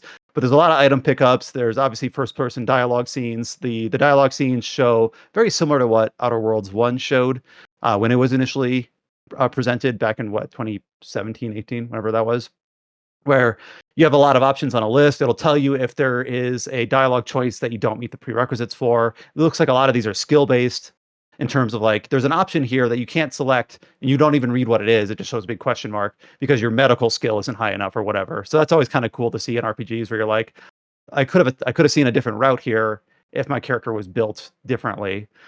One thing that I thought was interesting in this gameplay is that all of the characters have like masks over their face. So I saw some comments saying like they're hiding the mocap of the facial features. And like that seems a little bit cynical, but I was like, oh, that is interesting that you don't obviously see your player's person because it's first person, but then like an NPC that you meet and the companion shown in the footage both have masks, so you can't see the extent of lip sync. Otherwise, like the art style looks pleasing to me. It looks very much like RPG early game quests, a few puzzlings. You get like an X-ray visor that allows you to see like how electrical conduits are connected. There's some light puzzle elements there. So it's one of those things where it's like, I don't know how much we can glean from this little snippet, but it seems promising. It seems fine. There was a little bit of screen tearing in the gameplay footage, which I thought was a little bit unfortunate. So, but obviously still on dev.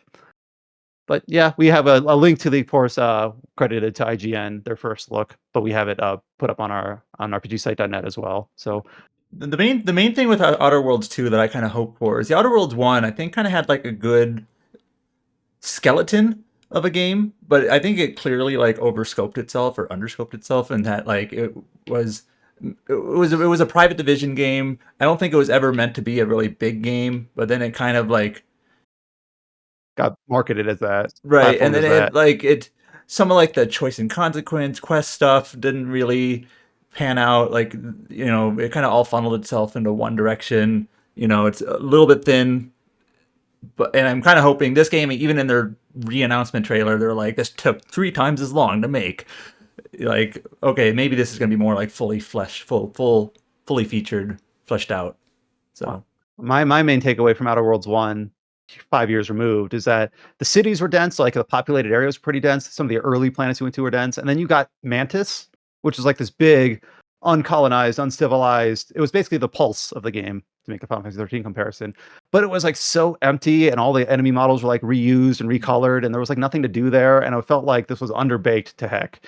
So I hope it's a little bit more even keeled. Not, I don't need it to really be bigger, just like more evenly paced than Outer Worlds 1. And of course, you can't glean that from an individual quest demo. Obviously, the Outer Worlds 1 had a very tongue-in-cheek, very like snarky vibe to it in terms of humor, in terms of how it presented itself. There's a little bit of that in this trailer, but not. It seems like it's toned down a little bit, but again, who knows how much you can extrapolate.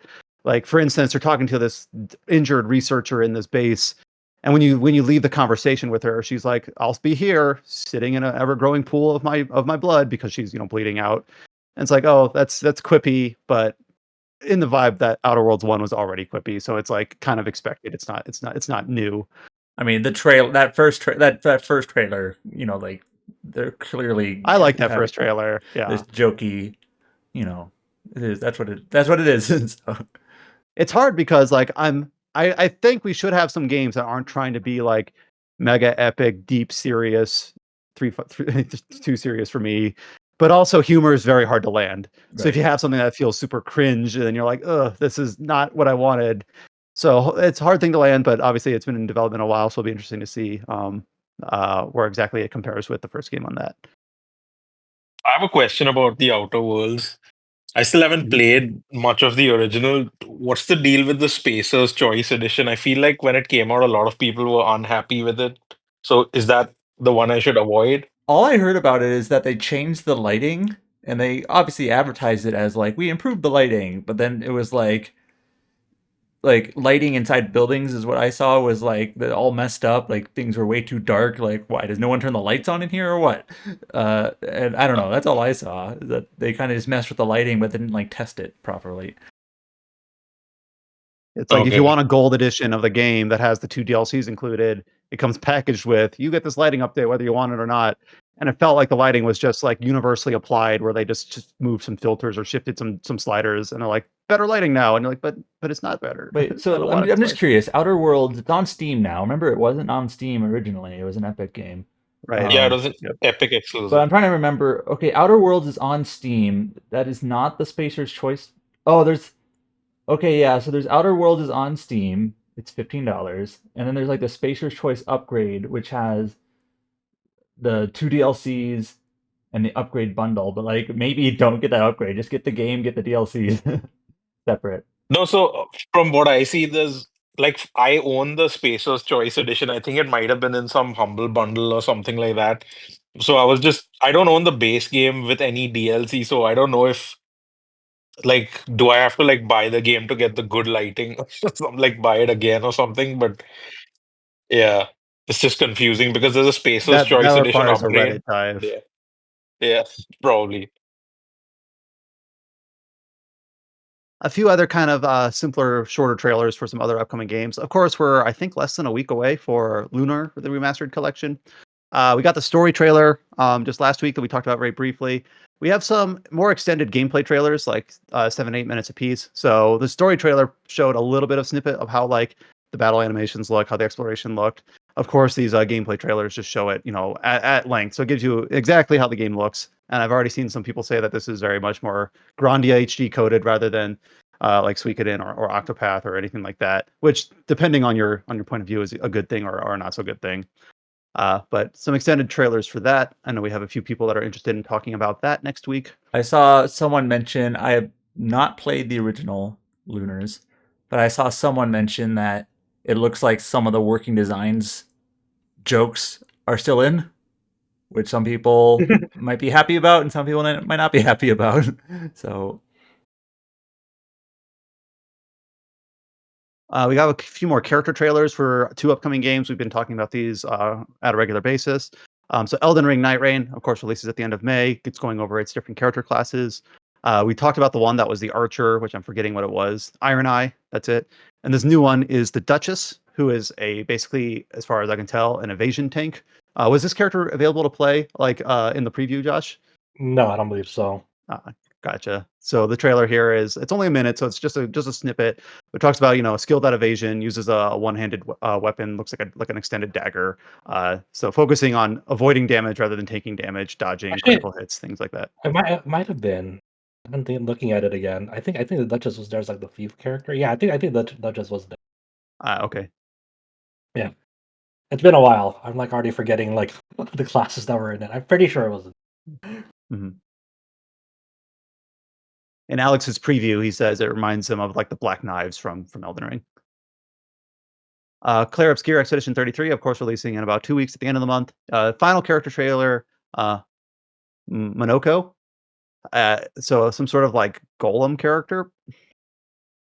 Uses it looks like kind of, again, these character trailers for Expedition 33 are more flavor than gameplay primers, but feels like the party's like Blue Mage has like a bestial wheel that they can use, but it doesn't really talk about how it's used. I'm just trying to glean from the gameplay footage here, and of course we'll be covering this game once it releases in a few weeks. But I think that makes it up to 5 playable characters, each with their own individual trailer, and that's what's on the box art. So we have all 5 of those up on the site as they were released over the last month. Mandragora, Whispers of the Witch Tree, of course, another game releasing in under a week, just 5 days from the time of recording.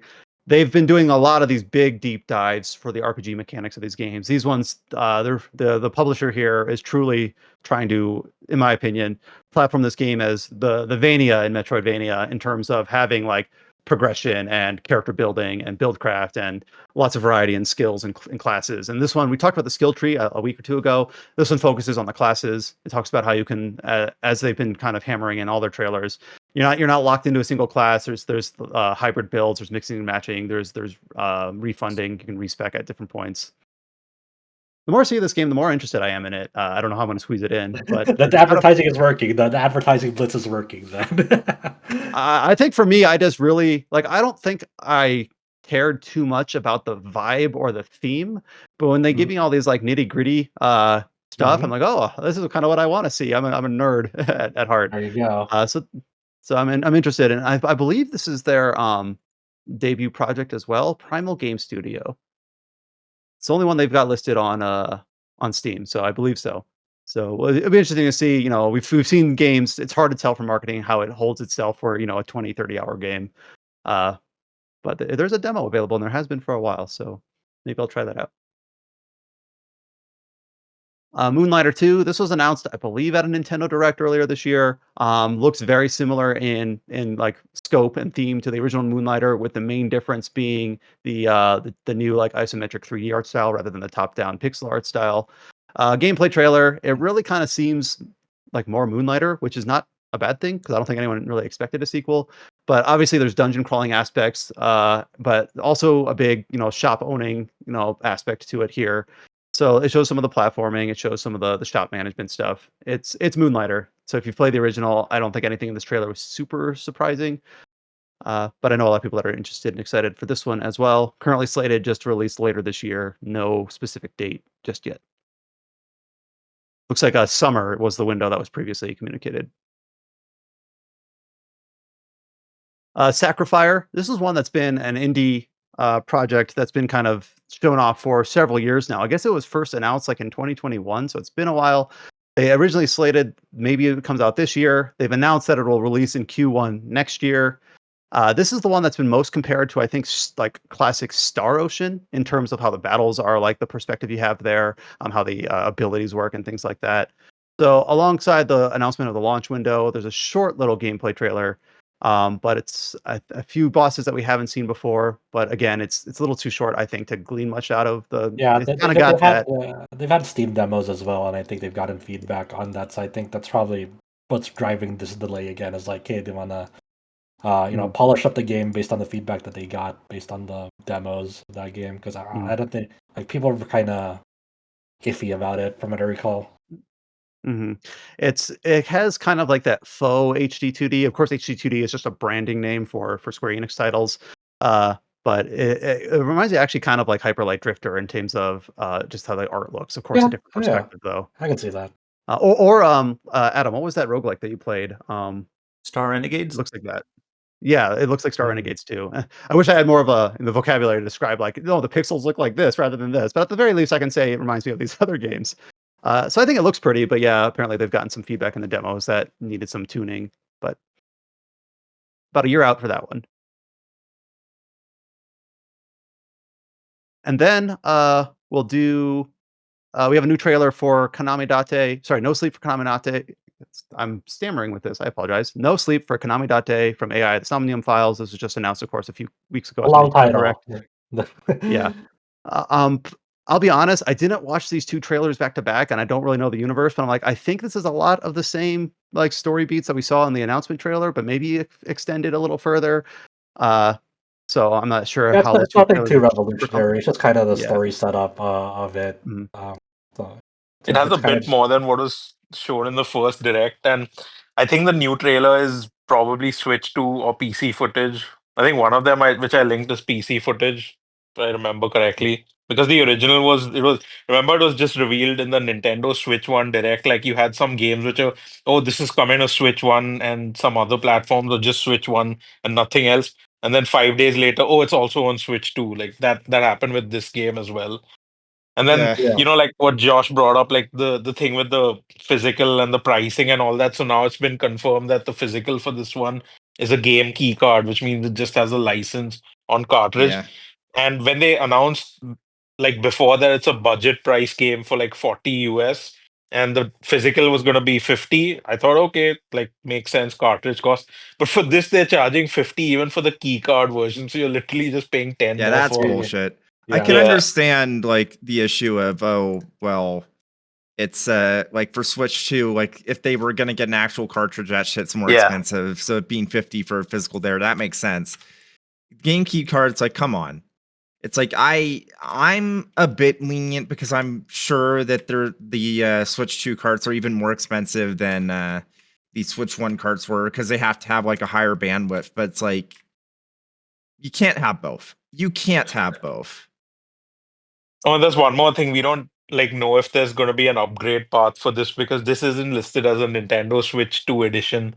It's just like, as far as I checked on the eShop, it's just there. So there might not be an upgrade. There might be an upgrade. Who knows? This is like the George Costanza answering machine thing now for most of these games. Yeah. Yeah. Man, the physical pricing, the upcharge, just sucks because of how game keys yeah, now factor into the equation. It sucks because I would actually love to get this on Switch 2, because it's like I played the second one on Steam Deck, but it's like Switch 2, it'll be 1080p in handheld mode. You know it's going to be native 1080p, so. Oh, So well. you would hope, hopefully. I mean, that's nothing is guaranteed. Nothing is guaranteed. So and obviously not launching alongside Switch 2, but late July 25th. A few other updates for existing games. This one's kind of interesting. This first one here, Persona 3 Reload, obviously released in February of last year, now has a playable demo that does have progression carryover on consoles and PC, so on all platforms. So obviously good for people that have, maybe are new to Persona or are haven't been interested in previously. And I think Atlus has been doing better about having carryover demos with unannounced games, but sometimes they just come in late like this. Yeah, But still, a yeah, good they thing in did the like long with run. SMT5 Vengeance as well, like the delayed Right. demo. Like, I kind of is it too much to ask to like have it out before the game releases instead of like the other way around? hmm Is It's one of that those things where it's reasonable? like having a demo available is good news, regardless of when it comes out. But it's like I think this is one of those things where it's like I'm not a producer, but and I don't want to really say that, but I would imagine that like getting it out when your game is in the zeitgeist, it's new, it's in the top of people's minds. Hey, there's a demo playable. I just feel like that would get you the most return, your most bang on your Like buck. I just think about Dynasty Warriors Origins of like, hey, you know what? They kind of did it right. They released it out before the game came out, like how it normally should be, and there's a lot of interest generated because of that demo alone, and that made the game a massive success. Like Same I thing don't with know, that same that thing doesn't Koei seem Tecmo did crazy. with Atelier Yeah. Yumiya. That doesn't seem Obviously, crazy. obviously, you know, the best. It's sort of the thing where it's like the best time to release a demo is before your game comes out. The second best time is, you know, now. And obviously, not every game, not every type of game is. I'm trying. You know, you can see here. I'm not trying to be absolutionist. Not every game is suited to a demo, but you know, Atlus has already proven that it works well for their They titles. did it for Metaphor, and it worked out. You know? Yeah. I think with Persona 3, like they knew people were just gonna buy it and it was also in Game Pass, so they got what they could at that time. And this is probably like, oh, let's see if we can get more people to buy the game now. Like it's been what, a year and a Is it half or off of Game something? Pass? I wonder. I It's still on actually Game don't Pass as remember far if as I it's can off. tell. Oh, it is, okay. So yeah, Okay. I think Adam posted about this on Blue Sky. It's like there were some people who were like, why would you do a demo now? And he brought up a good point. It's like, do people like think games just vanish after like the launch window or something? This is a good way to get people to Absolutely, like, you know, yes. A yeah, lot of people think that, unfortunately. Why? Yeah, yeah. So it's I good think to it's be able good to to like know that, you know, try and games get, don't yeah, disappear the minute they're launched. yeah. But you know, obviously that's where the hype. That's, you know, all these game releases, their sales are all so front loaded. So it's kind of like that's the reality. Did you have one more I thing to say, Mikhail? Sorry. No. Just that I kind of like, I'm glad there is a demo now so that people can Yeah. try it and all. But having a demo whenever it is, even if it's late, is still better than no demo. But I mean, they do demos pre-release, they do demos after release, so they see how it affects their sales. We'll see what happens with their next game because like Raidou Remastered does not have a demo announced or anything, and I I don't hope know it. if that's something. Yeah, I really hope that does get a demo, so at least, you know, people can get interested in like what right, because I think a lot of people are like Yeah. still kind of iffy about it. Um, I don't know, man. I just you know what? Back then, demos came out before the game released. Okay, that's where I'm coming from. Yeah, we got CDs in the mail in our Yeah, it was magazine. awesome. Yeah, we got a fucking Yeah. official PSM PlayStation magazine. There was a demo disc. Life was fan fucking tastic. And we would play those Man, demos as a because we were too poor to buy That full price exactly. I games. played the shit out of that Dynasty Warriors 3 demo. Oh my god, it was the best thing ever. Shareware titles on DOS. I played the first episode of yeah, Q3D like a million times before I ever I bought the didn't game to play even the know, later episodes. I didn't even know there was more to the game than like that. And for Jazz Jackrabbit, I played it on Yeah. DOS. I thought that was the whole game. We're a bunch I of was like, okay, fossils. Oh my yeah. god. So speaking of Raidou, Adam, maybe I'll help you have you help me explain this. This kind of, obviously the game was just very recently announced, very recently followed up with the Switch 2 version. Atlus also announced a thing called the Summoners Guild, where you can sign up for something in terms of being excited for the upcoming release. To me, it feels like a newsletter, but I don't know, like, if there was more details than that, like devil in the details sort of thing. What is the Summoners Guild I for mean, it Raidou pretty much Remastered? is just a newsletter in the Aha. in a wrapping of a. It's our online fan club.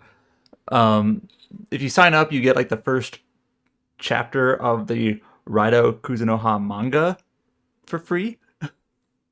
You can Is this read like a it. new Yeah. manga or an existing I one? actually don't know. It's an existing. It's an old manga, I but assume it's it's getting old, yeah. localized for the first time. Yeah, and That's neat. And they haven't said anything else though about what you get for signing up, other than getting marketing emails. So have fun with that. versus the Lone Marebito, which is that is an older manga. So yeah, I mean that like there's a lot of like Japanese games that kind of like have like manga spin-offs and side stories that are like localized are not localized published there in manga. I saw that the Kingdom Before. Hearts 3 manga ended recently.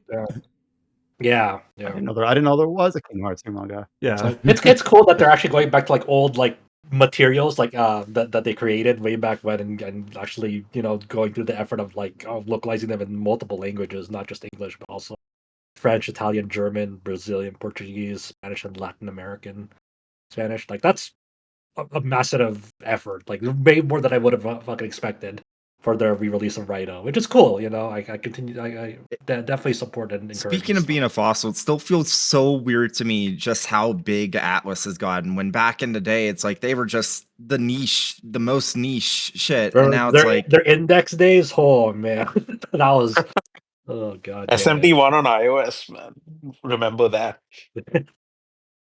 Yeah, and then waiting forever for Atlus games to come out here. Yeah, it just feels. When did so long the ago. first Raidou come out? 2006.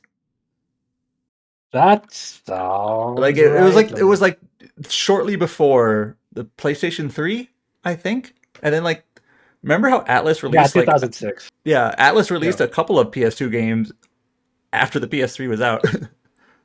Yeah, Yeah, it this was came out in March. 2006. Yeah, October March. 2006 in North America. Yeah, March in Japan, yeah. yeah. Wasn't So- Persona 4 like after this? Well, Raidou 2 for sure. So Yeah. there's a handful So, of them. and even then, like we're talking about PS2 days, which is still not too long ago when you think about like how the turnover times for PS1 games, Atlus games, like. It's just the you know PS2 had incredible legs, like for the first like 4 or 5 years of the PS3, because primarily of Japanese studios just releasing, not even like cross release, like exclusively on PS2. Cross gen, it existed, but it wasn't ubiquitous. And during that specific gen changeover, so yeah, Atlus released a bunch of games.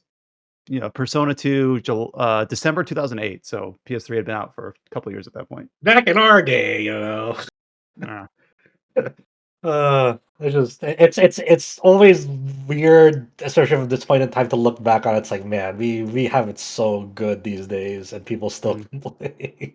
Well, we talked about this We're a little getting- bit with like tweaking and fixing bugs during the HD remaster. Like before, you just Yeah. lived with them.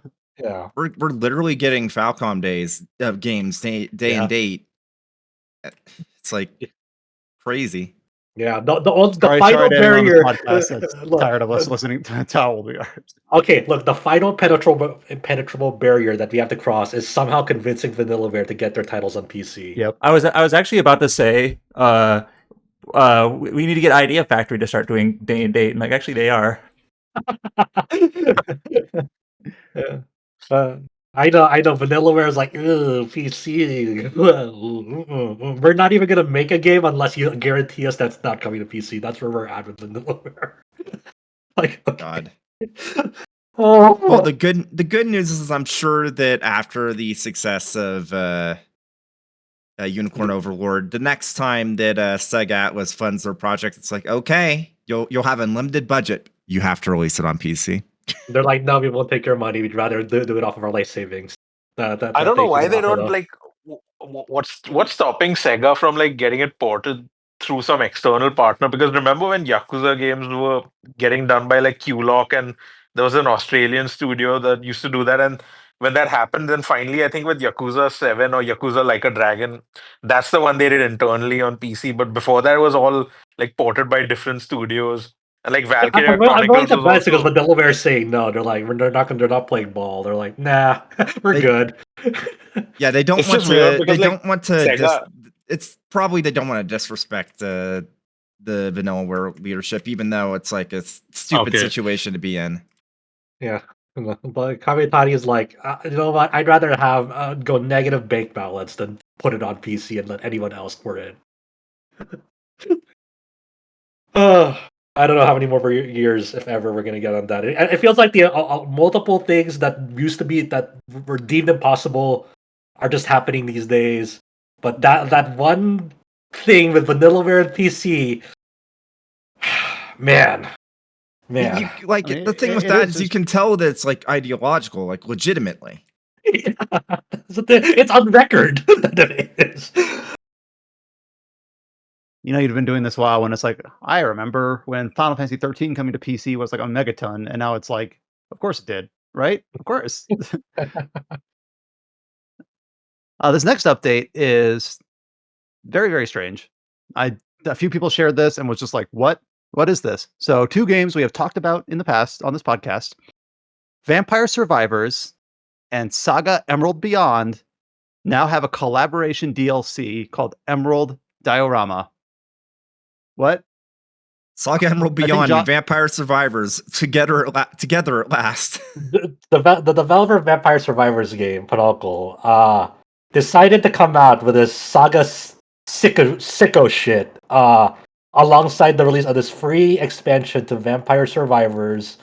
And he's like, I'm declaring it to the world right now. The reason this happens is because I'm a massive SaGa sicko, and I love Unlimited SaGa. We're like, all right, dude. And he's like, the only reason I did this is because SaGa Emerald Beyond was the most recent SaGa games, but they're all fucking fantastic games, and Unlimited SaGa is awesome. And we're like, all right, but it's awesome. Like honestly, this is like one of the most out of nowhere collaborations that just like there was no teaser, no marketing for it. It's like it's boom right there. Like what the like once I saw like what is going on? What the hell? This basically brings like all the playable characters from SaGa Emerald Beyond uh into Vampire Survivors. It adds new mechanics to it. Like they have the glimmer system from SaGa in this game now. And it's awesome that the way it works, where basically let me make sure I describe this correctly. You get a weapon with a sparkable or glimmerable or whatever skill on it. It has a very low chance to glimmer, but once it glimmers, you get a light bulb and a zoom in that you got it, and it does a big fancy move. And then from then on, you can just randomly do that whenever the weapon attacks. Um, and that's just part of the update for free. With this, it has Mito, Diva number 5, the twin, not twins, the duo protagonists, um, Sugnus, the vampire, and even Mr. S from the Saga series as a playable character. There's like, I saw screenshots like the Final Emperor as like unlockable. Um, it's and it's you people have to read this like whole blog thing, but there's a blog post on the Vampire Survivors Steam page of like the reason of why this happened, how this happened, why it's free, and I love the reason of why it's free as explained by developer Monoco on You this. want It's basically yeah, go for it, James. it's literally like it seems like the whole reason this happened is that he is such a saga freak. He wanted an excuse to learn more about Emerald Beyond when it was like in development, and because of all the legal red tape, it didn't come out until now. And the reason it's free, it's like he wanted to release it before like this game's like I guess like 2 years old or some shit. Yeah, it's basically paperwork. Like I don't want to deal with paperwork. They don't want to deal with paperwork, so we're just gonna release it for free because if there was money involved, it had a lot more paperwork and it'd be further delayed. Which is like it's that's so. I love it. I love it. This is cool. Unironically, we should reach out and see if we can interview him about this Oh my because this sounds god, really cool. I had 10,000%. That'd be amazing. That But can be yeah, arranged. yeah, that'd be amazing. So yeah, I mean, it's there for free if you have Vampire Survivors. Boot it up, and you can play it all right away. Even more of a reason why Vampire Survivors is a fucking awesome game. I have not And played Vampire Punko, Survivors yet, but between the Castlevania DLC pack and this, it's like, fuck, I need to. yeah, it's hard because Punko has like he set the standard for like I guess what do you call the Survivor subgenre now, and it's so People hard to call like them bullet heaven games. yeah, and it's so like it's hard to like still compare to Vampire Survivors because Punko like released this game at a very, very, very cheap price and has expansions that are all very affordable on top of that cheap price, along with just like big, massive collaboration expansions that are all just released for free. And he's like, "Yep, I do it for the love of the game, man." And they continually add stuff to it, new weapons, new evolutions, new stages, and it's just like it's such an incredible project that's and I'm so glad that like Punkle is a steward for all this, was able to like kind of arrange all of this in a way that's thoughtful and in a way that's like it's brimming with passion and it's show. It's incredible, honestly. And that covers On us the update, for new. the just Hmm? before just Go before ahead. moving ahead, Yeah. they updated the game a few days ago to finally add the cross save account system, which was like in beta for ages. And it was like initially just in a Steam branch, and then they added it to the beta on iOS, which I used to access that. And then they finally brought it to Xbox now, and it's coming soon to Nintendo Switch. But apparently there's some legal drama with the PlayStation version cross save, which like the dev mentioned on like Twitter saying that due to some legal stuff and some information which PlayStation requires or something like that, they can't launch it anytime soon on PlayStation, which is like I immediately just deleted that version because if there's cross save on everything else, I don't need this version. So yeah, if you've been waiting for cross save in Vampire Survivors, it's finally on Xbox mobile and Steam, coming to Switch soon. And Sony continues to make everyone's lives harder with its like very restrictive way it does cross saving. Yeah. Somehow kind level of 5 does gleans that though. it kind of gleans like the things we sort of take for granted. We're like, yeah, you should release on everything and have cross progression, but having to work with Yeah. every individual platform holder and what their requirements are, and the paperwork we talked about, pricing, price parity, all that stuff, kind of goes, takes for granted. So good on them for being open about it in their newsletters about saying, where the holdup are and what they're trying to do to fix it. I was looking at okay, so think about this. Vampire Survivors has 2 original expansions. The Legacy of the Moonspell, Tides of the Foscari. But then it collaborated with, as we mentioned, Emerald Beyond, Castlevania, also Among Us. I remember that trailer. I was like, what the fuck is going on? And then they also collaborated with Contra. Like this Yeah. game is just Yep. it's all over the place, man. It's fucking wild out there. You know what Um, happened with when they did Contra? Everyone was like, "Why are you doing this as your Konami IP? Just do Castlevania." And the Contra DLC was fantastic, and the Among Us thing was also fantastic. And when they did like Castlevania, everyone thought, "Okay, this is the finale for the game. Like it makes sense, right?" And then now suddenly SaGa Emerald Beyond, like there's I don't think anyone can predict what's gonna happen next with that yeah, game there's now. no way. Yeah, there's fuck, man. I have no Like idea. who knows? They might do some Kingdom Hearts shit soon. Like we have Yeah, absolutely no go idea. look. I bet you it's gonna have a Nier Automata DLC at some point or expansion. I feel Oh, like that would be good. I feel like it's too like obvious. I Infinite. guess. Yeah. Fuck. I feel like it's gonna happen.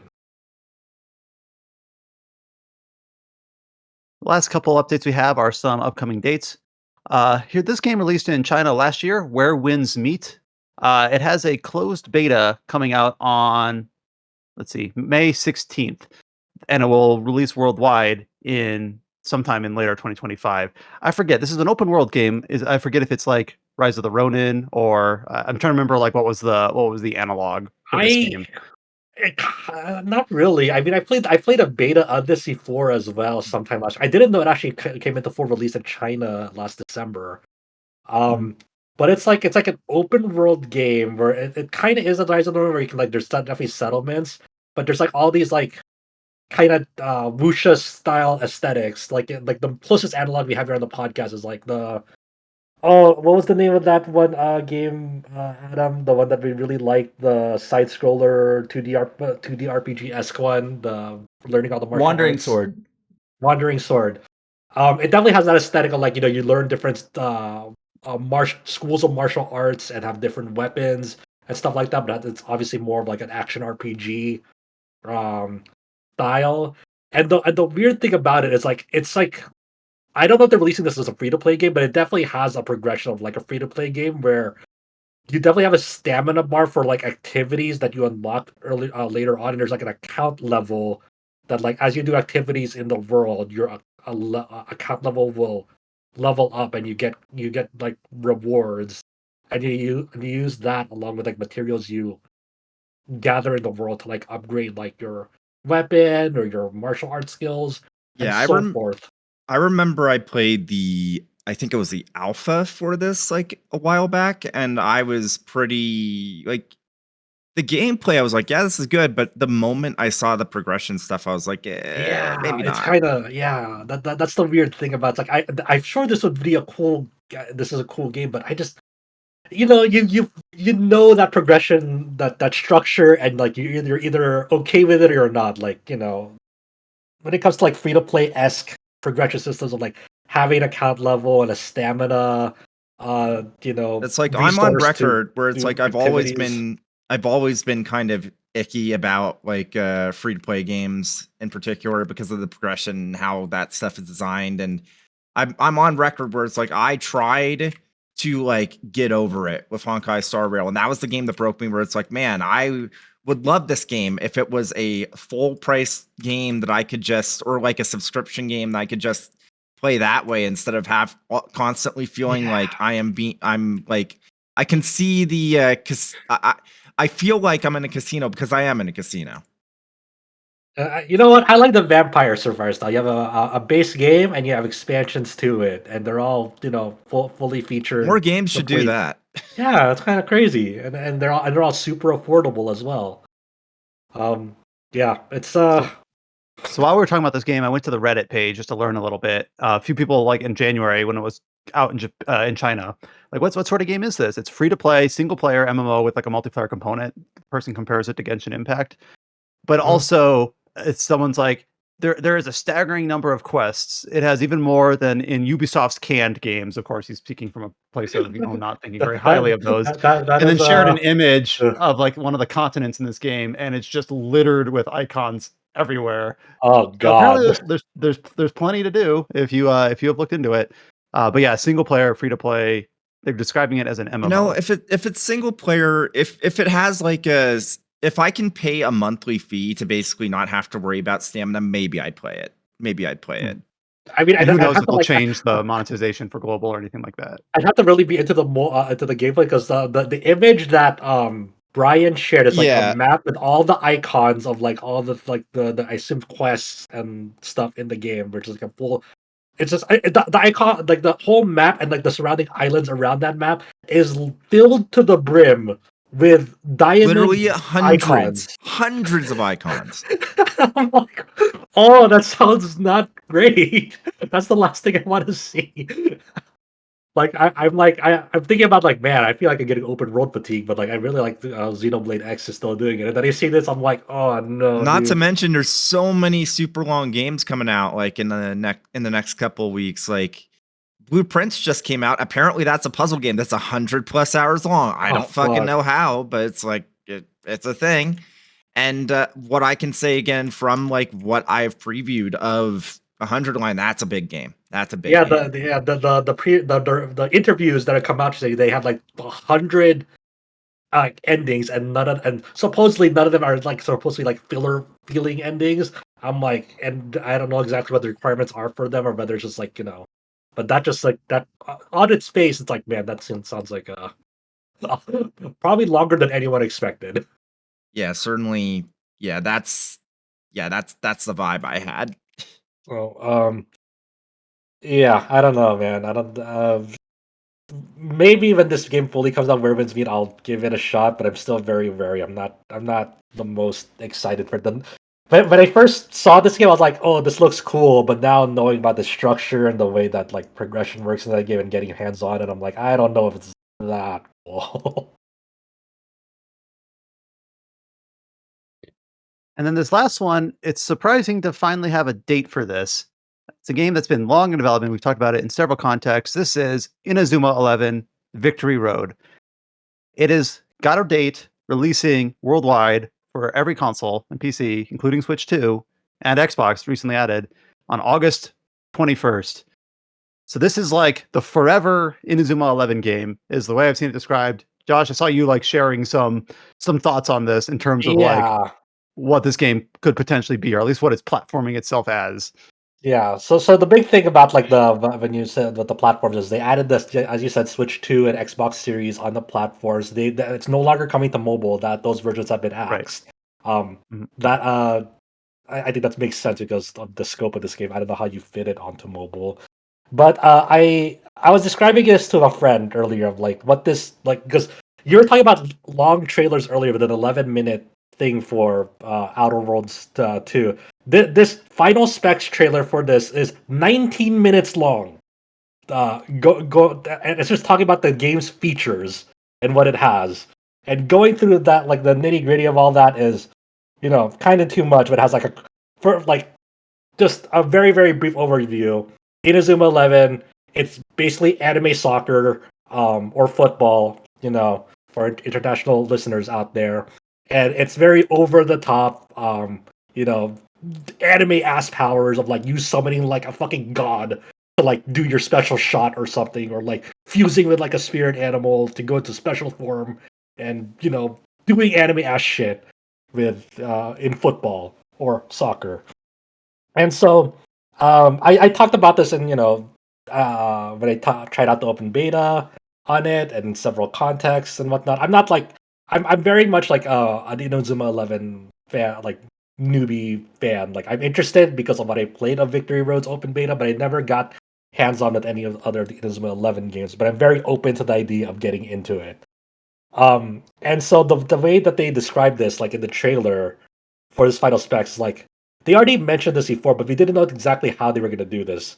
Like the Chronicle mode, for example, it literally contains like all the stories of the previous Inazuma 11 games, and this franchise has gone on for like over a decade now. I think well, maybe 2 decades. So it's like I mean, this game itself has been in development for 8 years.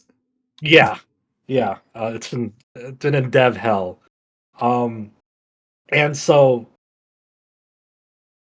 it has that Chronicle mode. It has a fully featured original story mode that has like not open world, but open zone segments that like you can run around it and take side quests and stuff. Along with like obviously building your team and going to tournaments and rising to the top. They have like an Animal Crossing esque mode.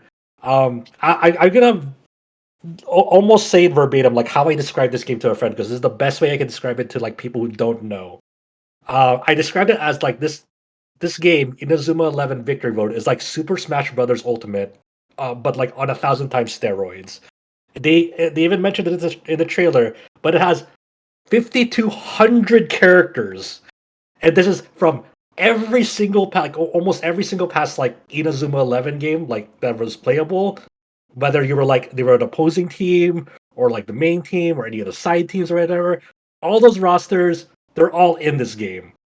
And you go through this chronicle mode that covers every single game in that series. And I'll get into this a little bit, where like this game technically has a gacha system, but there's no like paid currency that you're paying into to roll them. Basically, in this chronicle mode, it's divided up with like these nodes, and like I guess you play them and gain like some sort of resource to do 10 rolls of like characters in that specific node. So let's say I'm like in the first game, there's like a node and it has like a roster from the first game. You can gain a resource to like pull into that um to those roster characters to like obtain for you to play in the other modes of the game. Uh, they have like I guess rarities. I guess I'm not exactly sure how it works in this game, but it's better than like gaining like a resource and pulling into like a pool of like 5,000 plus characters and hoping to get like this Inazuma 11 character that you like, for example. So that's why they divided it up. But there's no like paid aspect, real life money aspect for that microtransaction.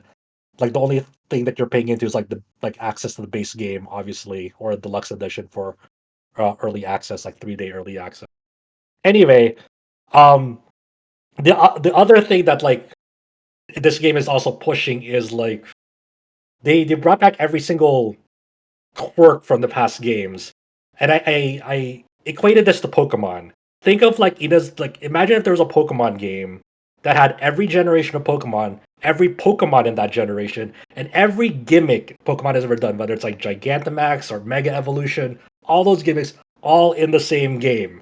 That is this game, and it has. And imagine that Pokemon game had a mode where it retold all of the previous Pokemon game stories in a mode. Um, you know, and you're compiling, a team of like, all your favorite Pokemon to like, deploy in battle and stuff. This is kind of that game, and this is alongside a full original story mode that's separate from that Chronicle mode. This has like online multiplayer that has multiple modes. There's like a ranked match, a tournament mode, even like a 2v2 mode. So you can go co-op with a friend. There's like like I said, an Animal Crossing mode. Like you need to like skim through this fucking 19-minute trailer if you guys are interested at all. Like it's bonkers. It's a fucking insane game that, as Adam mentioned, has been in development hell for almost a decade.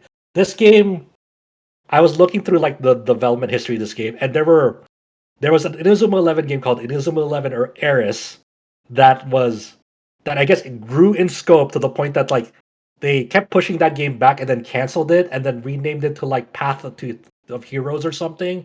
And then they kept on feature creeping that game and then eventually renamed that game to Victory Road. And that was all in the span of like fucking 5 to 6 years. And before we even get to like the starting point of this current Inazuma 11 game's development. Um the the game, as they mentioned in the presentation for this, does not have a physical release. It's only going to be digital release. $70 for the standard edition, $80 for the deluxe edition, and that has like the 3-day early access. They shared like a roadmap where they're gonna like add even more content to the game, like in September. Did you mention this game is coming out August 21st worldwide? I forgot. I don't even remember. Um, and then what do you call this? Yeah, they're gonna keep on adding content throughout September and November. And they're also like holding official tournaments for this. And basically, it's a giga video game. They even mentioned that the developers don't even know how long it'll take to beat this game. They're like, it's so feature packed. We don't even know how long it's gonna take to like for people to like actually beat this game. You know, I'm like, okay, great, awesome. So, I definitely want to play it. I don't think I would want to review it. I would feel like I'd have no time at all. Um, but I definitely want to play it and like enjoy it and like try to learn more about Inazuma 11 through it. The weird part about this game too is since it has sort of like a gotcha system for acquiring characters.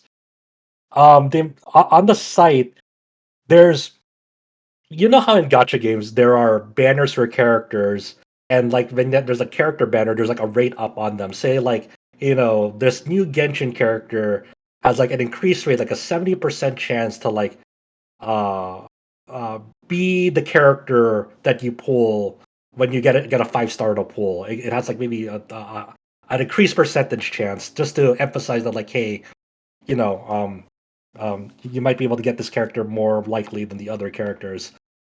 It is in For Inazuma 11 Victory Road, there are platform specific bonuses where the Switch and Switch 1 and Switch 2 and the PlayStation consoles and the Xbox consoles and the Steam release all have different 3 rate up characters on them. All the characters in the game are still going to be, like like content parity between all of them, but there's different rate ups on each of the different platform holders in this game. And I like how they mentioned that uh you can get bonus effects from both platforms if you get like this like Inazuma 11 Victory Road for multiple platforms, so you can kind of stack up the bonus effect rate ups on them. It's very stupid shit. It's the Yeah, TLDR yeah, on this. that seems very scummy almost. I mean, it's coming to sense like if you care about those characters, maybe, but you can still obtain them from the other platforms. Like the rate up characters on Xbox, I could still get on Steam, but they just have a more likely chance Okay. to show up on Xbox. So it's not necessarily that like they're platform exclusive characters. It's just the rate ups on those characters are exclusive to the platforms, but all of those characters will appear on all the versions of the game, which is what I'm trying to say. I know it's really, really like confusing for people who don't like know that language or that world.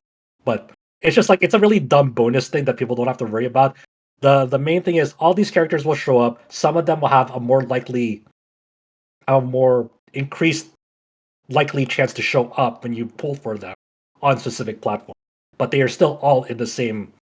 They all still show up regardless on whatever platform you're on. I think the only character that's exclusive is like a pre-order bonus or something. Um, I think. They're But probably gonna do a lot of DLC for this, like how they did for Megaton Musashi W Wired, because that was like a paid game and it had the deluxe upgrade. And they started selling like a shitload of like, I think it was like they have Corone also, and they have like cosmetics and they have like some other things. This will probably get quite a bit as well. I feel like Fantasy Life also might get. Hopefully that actually ships next month. But yeah, I'm just very happy they're pushing cross save and crossplay like fully. They promoted in the stream as well. Like play with everyone, play on everything. You yeah, have I to mean, buy it obviously, but it's still good to see. yeah, I mean, level 5. I'm good on them for pushing that and could try to make that the standard across all their games. I really hope that this game works out because I have no idea how they're gonna make their money back on it. I mean, I can't imagine how much they'd have to sell to like get even on this game. I don't know. I don't know. There's I so think the many last things. few, Go for sorry, it. go ahead. No, Go I for think it. the last few Inazuma 11 games they did, They had like Nintendo distributed physical releases in Europe on 3DS and DS, I think, and I feel like the 3DS one didn't even get a physical release in North America because that was like one of the few games I bought digitally on 3DS before I started getting review codes for stuff. So I don't think this was as big in America as it was in Europe, obviously given like soccer and football or whatever. But I feel like this was one of those things where you know how like even the latent games, Nintendo used to distribute the physical releases. So like we'll see what happens with this digital only title now. They really need to make a genuine like big push on marketing outside of like these their marketing efforts of this game like and Megaton Musashi too were like abysmal. I mean, And with like Megaton and they're, Musashi, what happened? go for it.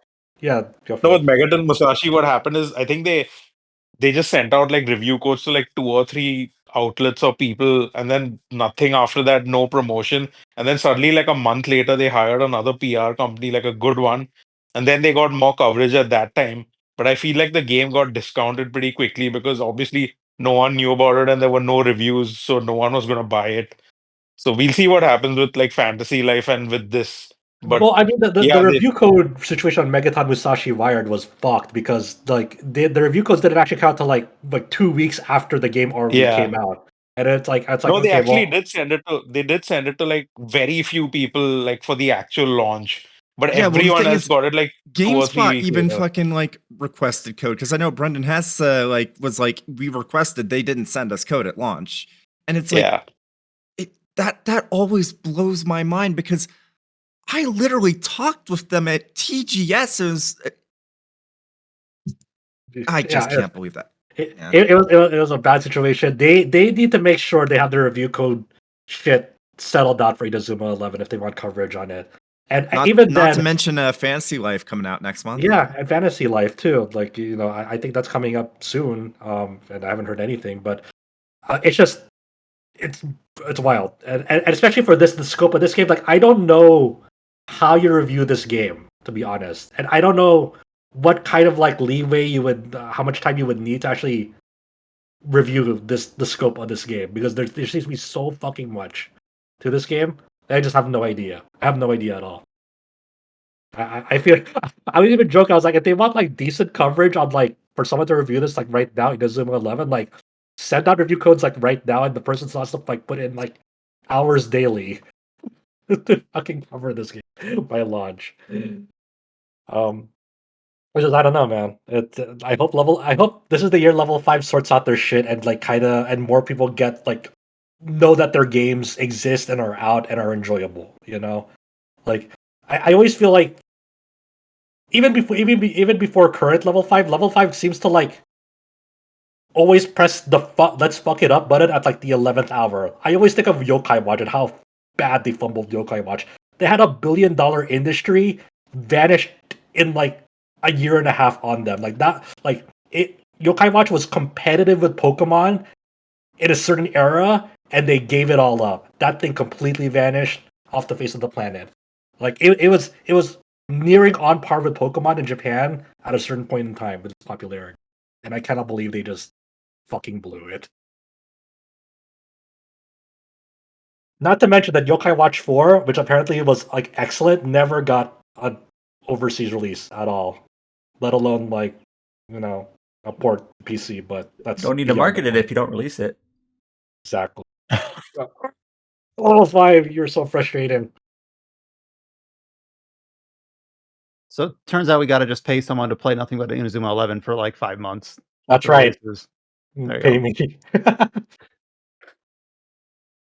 But yeah, check out that new 19-minute long trailer. Watch it in double speed if you have to. But it sounds like it is kind of like Sega's Super Game, only very specific to this one IP coming out of level 5, who has struggled in the last couple of years. So we'll see where they land in terms of that ambition. It really, it, 'Cause it, it really feels like a make it or break it type. Like I really don't want this to fail because I feel like if this game fails, it's fucking over for level 5. Because I don't know how much money, time, and resources they invested into the release of this game. It's a little scary.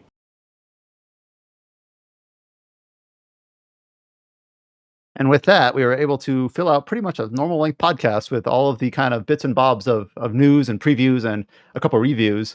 this week, regardless of me saying at the top of the podcast that it was a lull, as we are, our standard to do. But to recap, we have the review for Promise Mascot Agency up on the site. We have Mikhail's kind of comparison of PS5, Switch, Steam Deck, and ROG Ally. AI Limit review from Junior up on the site. We have James's first kind of impressions piece of 7.2, the rating scene, and look out for the more detailed kind of deep dive over on Nova Crystallis in the coming week. Couple announcements with Endless Blue and Neverway, and of course as we start to detail the summer schedule with upcoming games and trailers, and as we quickly approach that period of the year. You can find RPG Site on all the social media networks. Just search for RPG Space Site on whichever one you want, and we should likely be there.